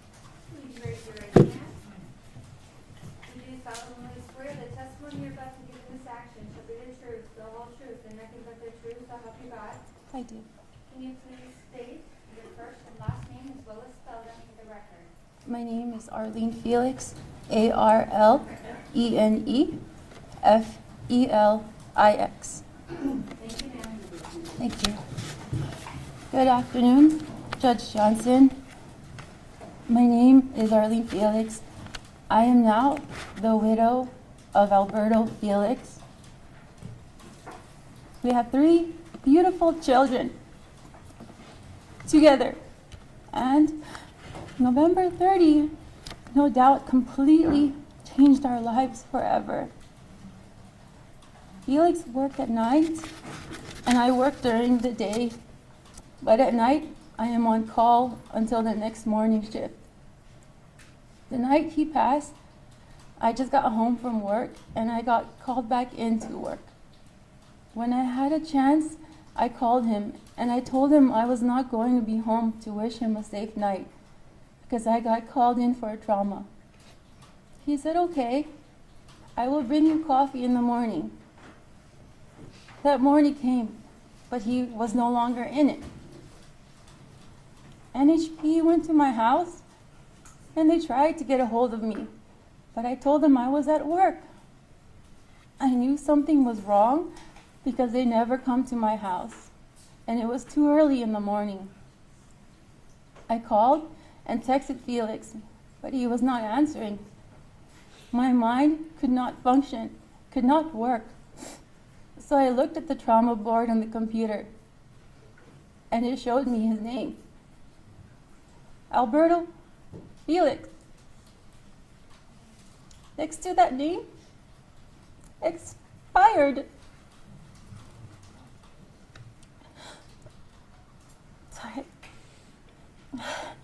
I ran through that long hallway to trauma, and they wouldn't let me see him because of the nature of the case. I begged to please just let me hold his hand. Anything, one last time. While waiting, my friend picked up our eldest daughter and brought her to the hospital.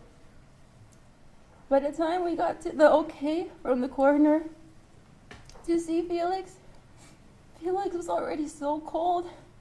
His eyes were stuck open, and you could tell his soul was gone. He was no longer with us. He was really gone, and the only thing we were allowed to touch and see because of the case was his face. We couldn't even give him a hug. When they told me what happened, I immediately thought, how am I going to tell our kids? Their father's not coming home to us again. God, how do I tell them? How do I answer their innocent whys that I know that they're going to ask me? How do I tell them their father was killed? God, how do I break the worst possible news to their little hearts?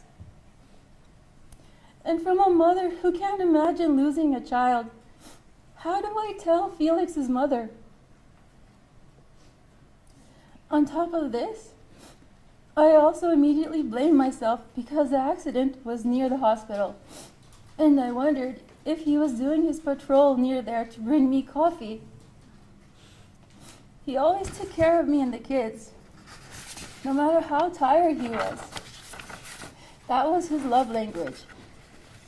I married him when I was 19. We would have been married for 23 years. That's over half my life that I've known him. Good and bad, he was always there. He was my better half, always taking care of us and always making sure we were safe and happy. That is what he lived for. Your Honor, I struggle every day as this horrible crime left me a widow to 3 kids.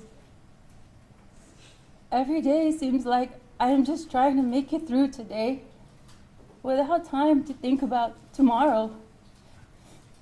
Just struggling to pick up broken pieces. I feel I don't even have time to properly grieve his death.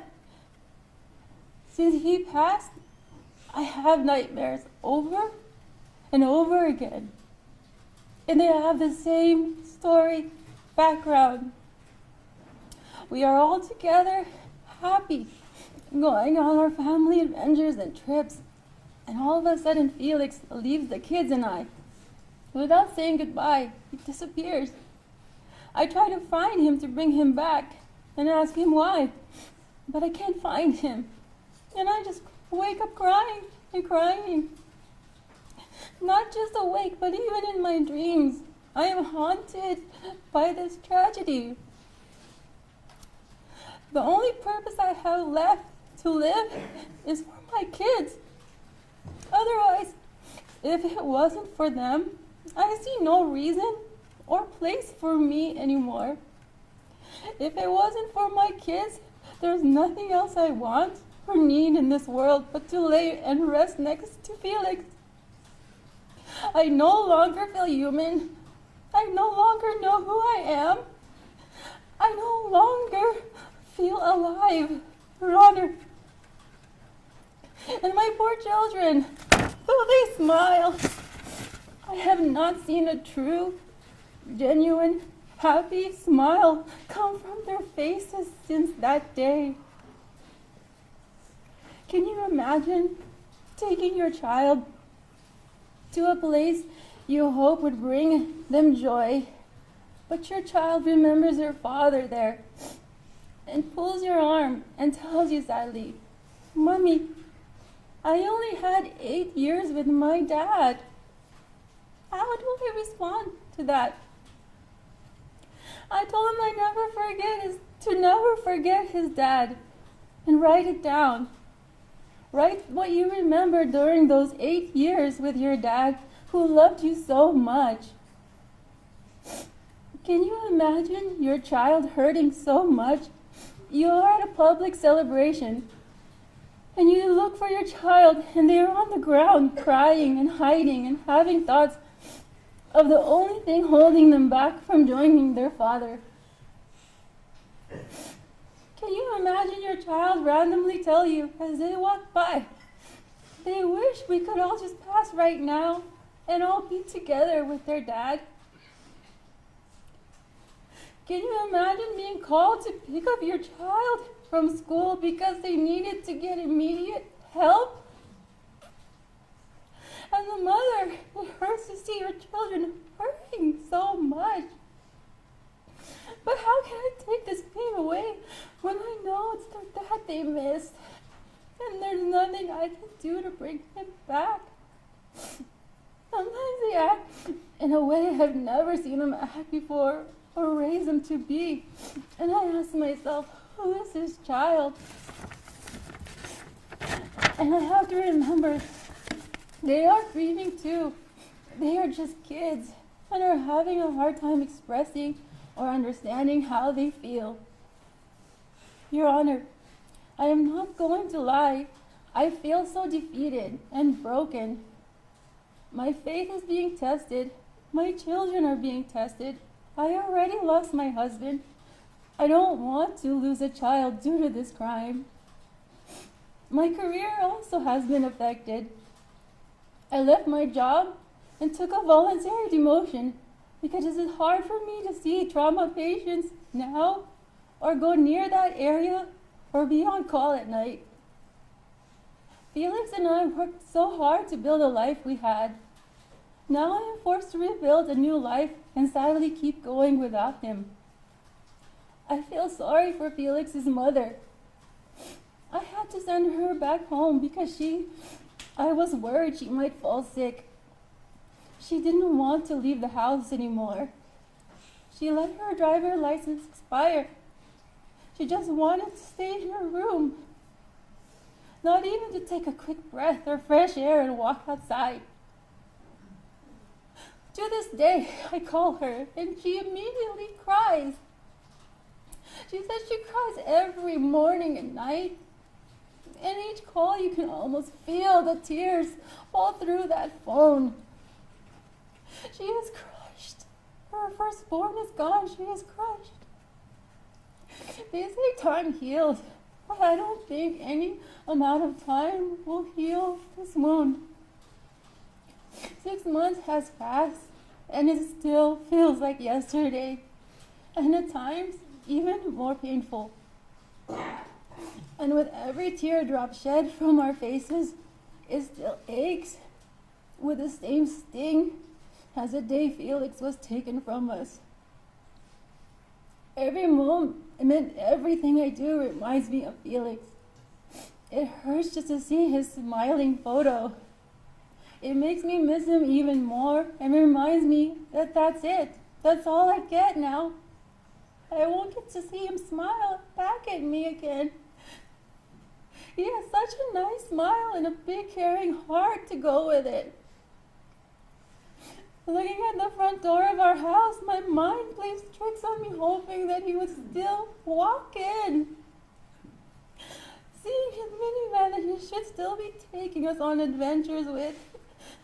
Sitting at church and looking to my left, and he is no longer kneeling and praying.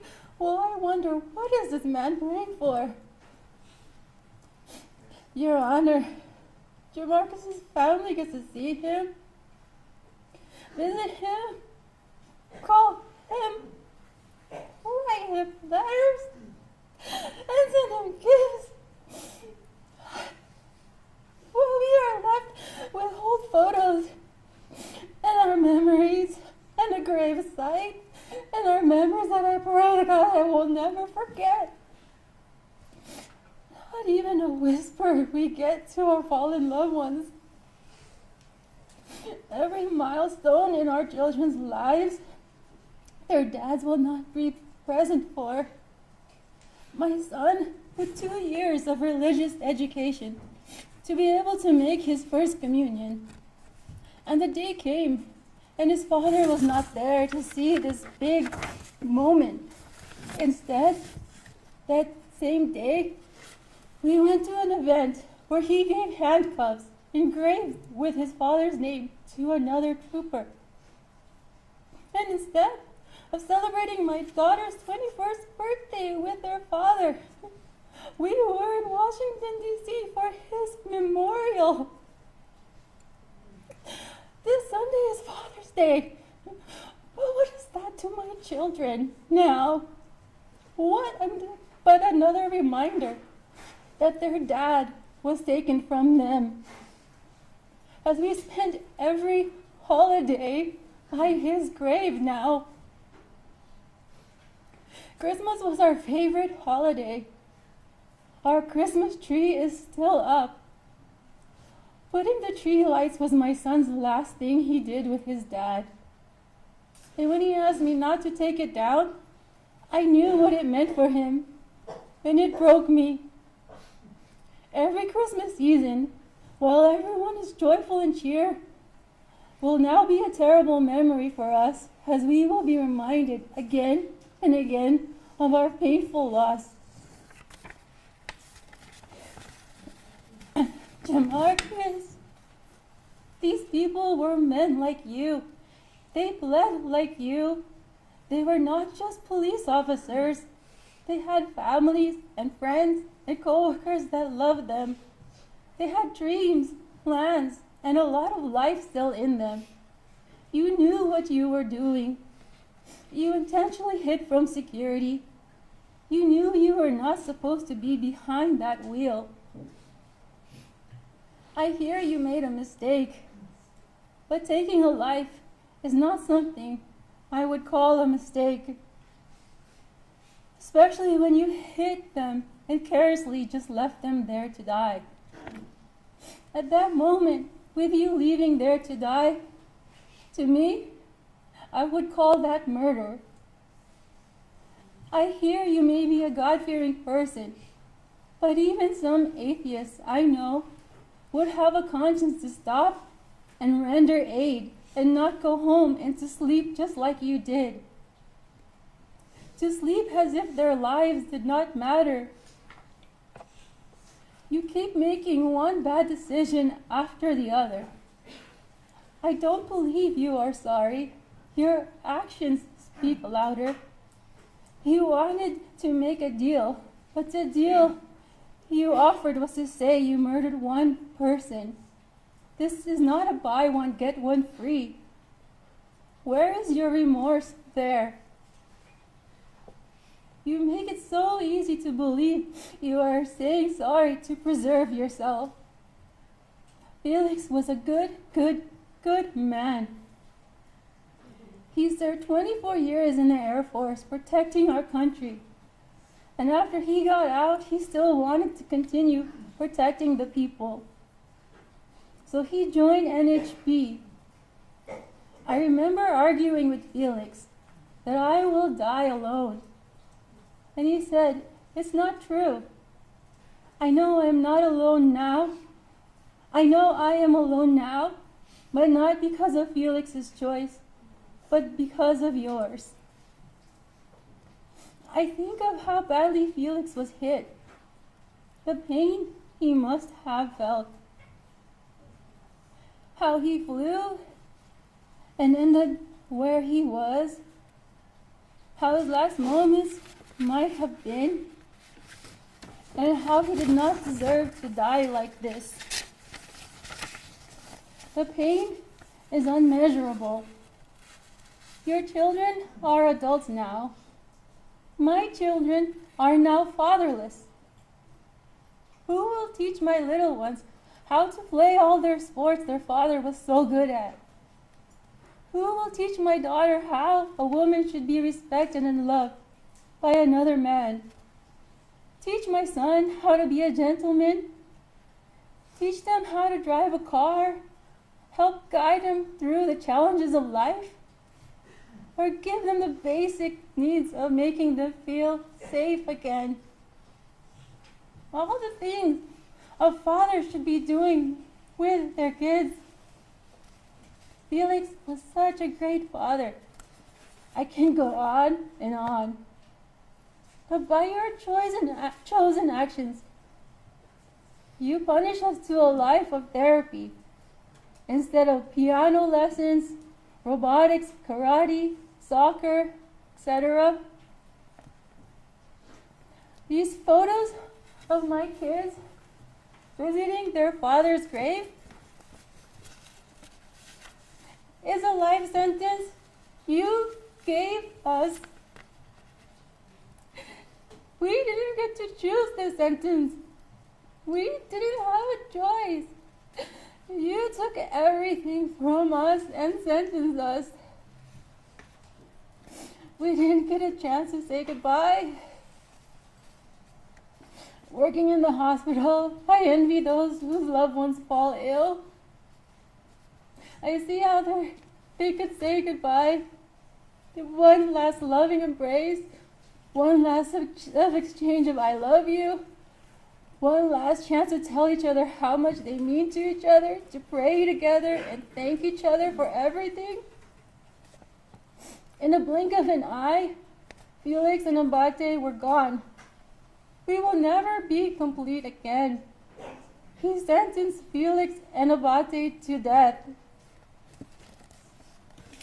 Your Honor, I beg and respectfully ask that you give the max possible sentence for Jemarcus and for his sentence to run consecutively.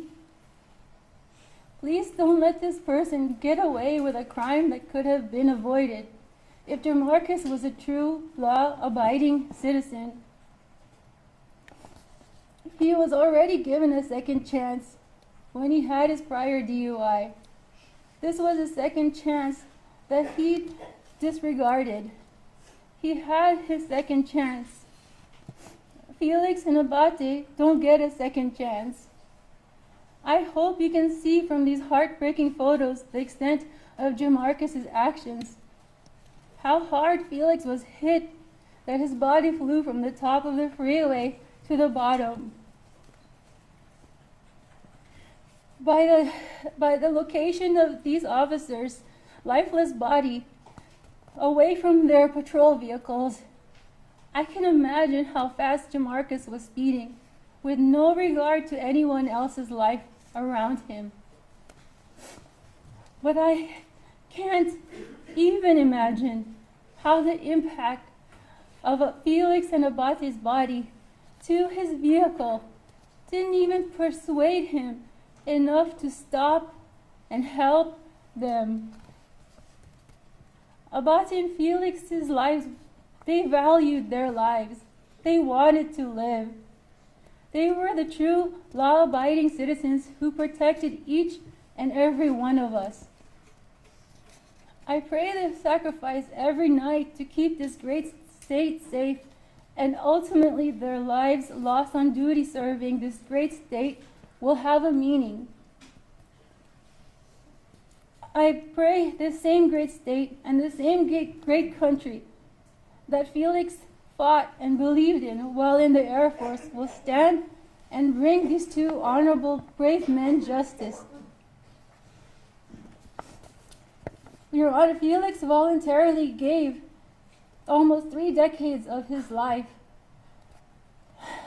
combined with NHP and military, serving and protecting our country and community. Your Honor, I ask if it's okay for me to read a text message from a stranger that we received shortly after he passed, so you could get an idea of what kind of person Felix was in your first, with only one interaction, if that's okay. Unfortunately, I can't do that. Okay. And the reason being is that the privilege of speaking is for the family and not just strangers. Otherwise, we would be here probably for months. Okay. Thank you for your time. For asking. Thank you, Your Honor. Thank you for your time and allowing me to speak, Your Honor. All right, thank you.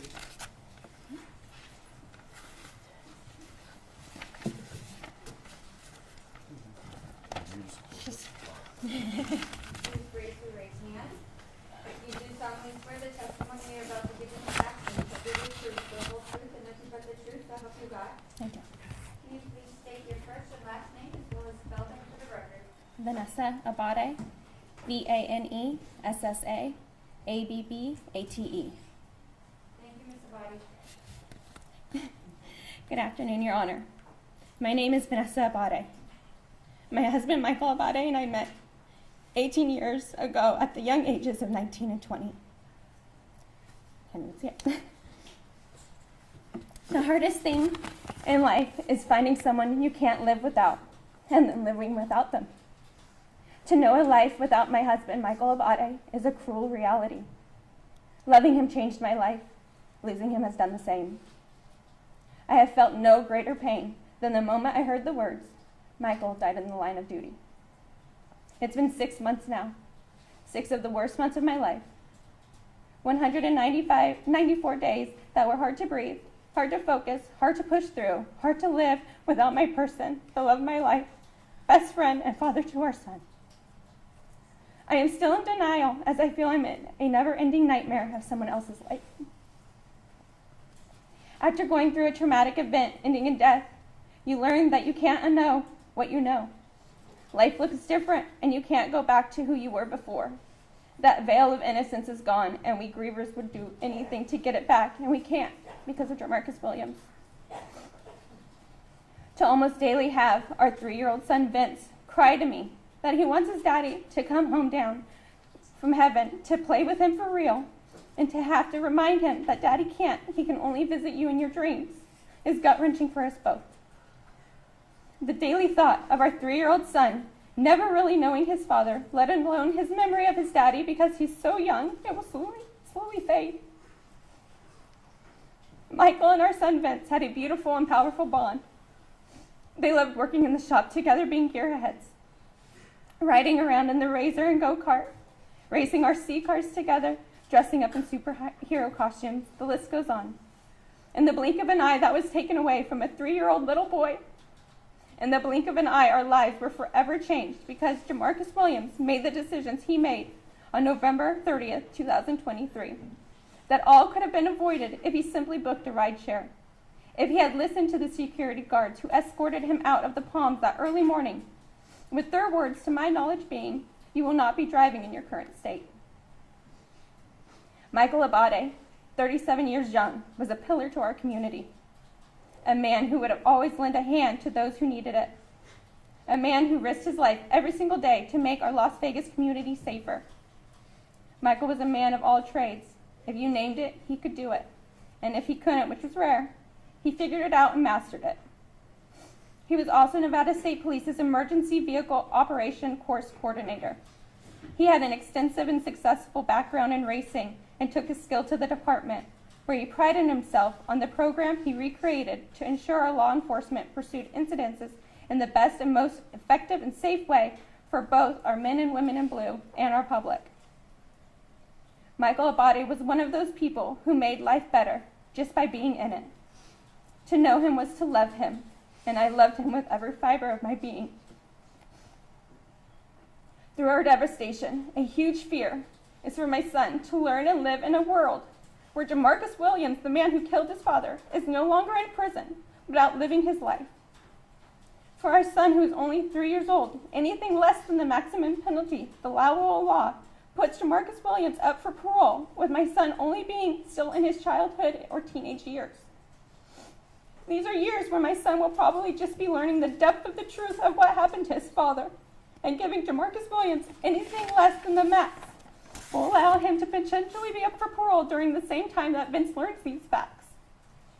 With the maximum being 16 to 40 years on the 2 counts, it will at least put my son at the age of around 19 years old when Jemarcus Williams may be up for parole to be out living his life. You hear and see people so often going through loss and feel so helpless and sorry for their loved ones. Unfortunately, my husband and I both went through loss together, as we both had lost our best friends. To see their families grieve was devastating. To now be the family firsthand experiencing the many profound layers that come with it is horrific.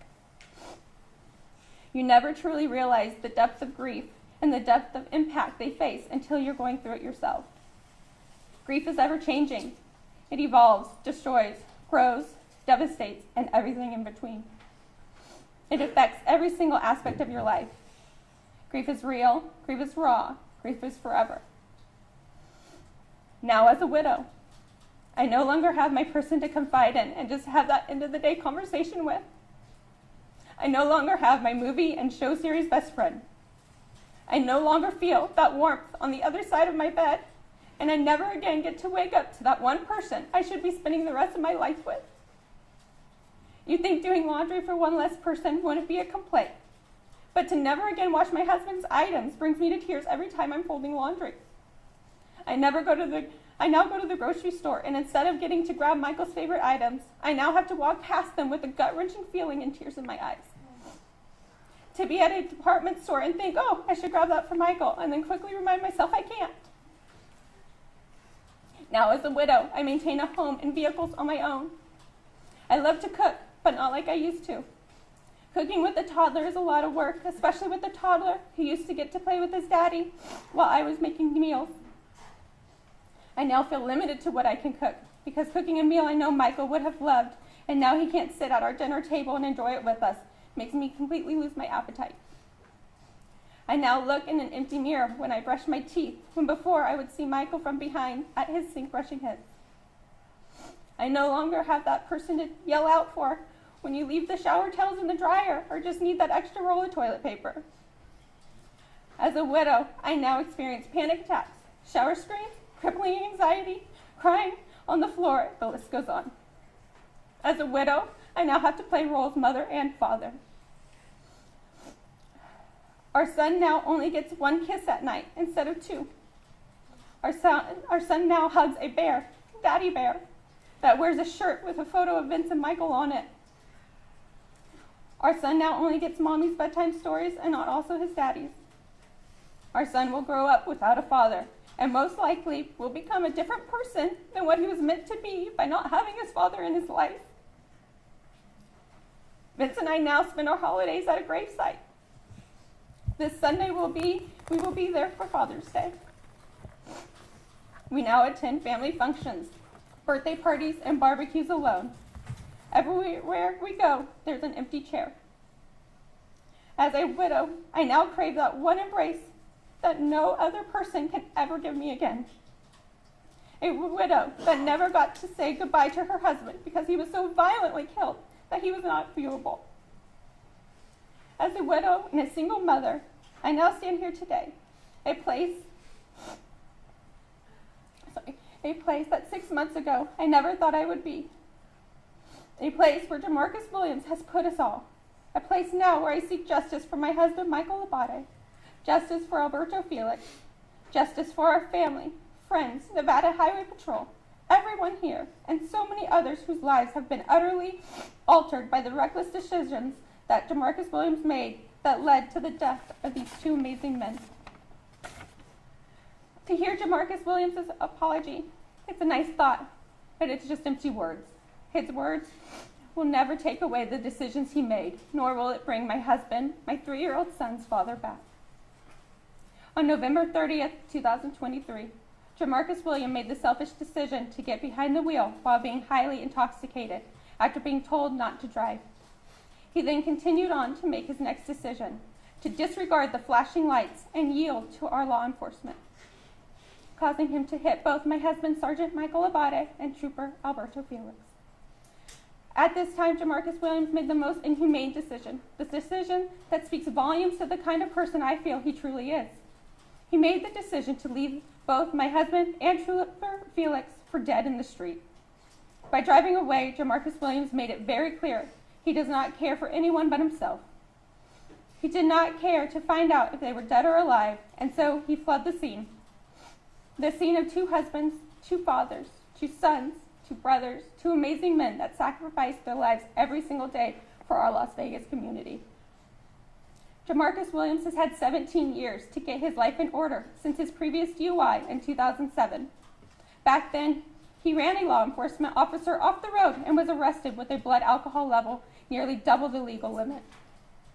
Since then, he's had numerous traffic stops, and now he has taken 2 lives.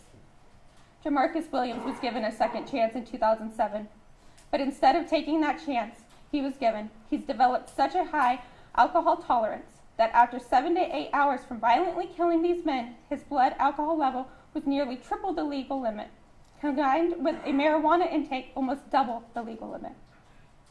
This level of intoxication not only renders him astronomically unfit to drive, but also highlights his complete disregard for public safety. His negligent state of mind endangered countless lives. It's astonishing that he survived such abuse, but for Jemarcus Williams, it seems clear that this type of abuse is just another Wednesday, as it was for him. His repeated behavior demonstrates a blatant disregard for the law and the lives of others. Serving him the maximum penalty would ensure that he is held accountable for his actions and unable to inflict further harm on our society. Thank you for allowing us this time to express the impact we now face and for considering the weight of this tragedy as you make a decision.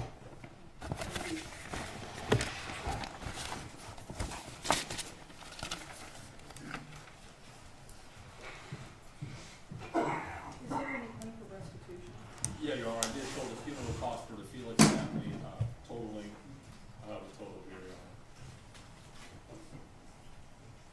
Honor. $7,674 to our.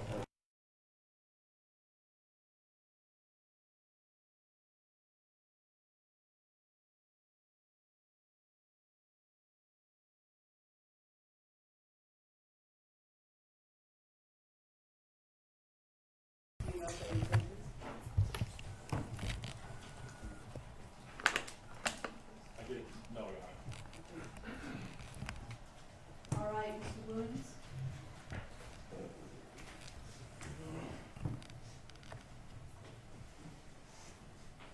As you can imagine, this is a very difficult decision for me. Everyone was very poignant. And all of these statements I had an opportunity to read, and I have to say the same about those. You and your family may believe that the punishment that I impose today is harsh and maybe even unfair, but it's not the death sentence that you gave to Sergeant Abbate and Trooper Felix. This is what I'm going to do. First of all, there will be a $25 administrative assessment fee, a $3 DNA administrative assessment fee, a $60 chemical analysis fee, and $150 DNA testing fee, and you will submit to testing if you have not already done so. There will also be a $250 indigent defense civil assessment fee. You got good lawyers on each side of you, and you need to pay up something for that. Okay. With respect to count 1, driving under the influence resulting in death, and this is the count that affects the death of Trooper Felix. Sir, the term will be a minimum term of 8 years, a maximum term of 20 years. That will be served in the Nevada Department of Corrections. You are also further punished by a fine of not less than $2,000. Do you understand that? With respect to count 2, driving under the influence resulting in death, by the way, the statutes on both of these counts is 484C.310, 484C.430, 484C.105. With respect to count 2, and of course that is the count that applies to Sergeant Abbate. Sir, you will serve a minimum term of 8 years, a maximum term of 20 years. That would be served in the Nevada Department of Corrections, and in addition, you will be fined not less than $2,000 with respect to that count. The aggregate that you will serve will be 16 years to a maximum of 40 years within the Nevada Department of Corrections. Also, pursuant to NRS 484C.460, once you are released from prison, you shall have an interlock device installed and inspected on any motor vehicle that you operate at your own expense for a period of not less than 12 months, nor more than 36 months. And again, that will commence after imprisonment or on parole. All right? How many days credit time served? Is it 195?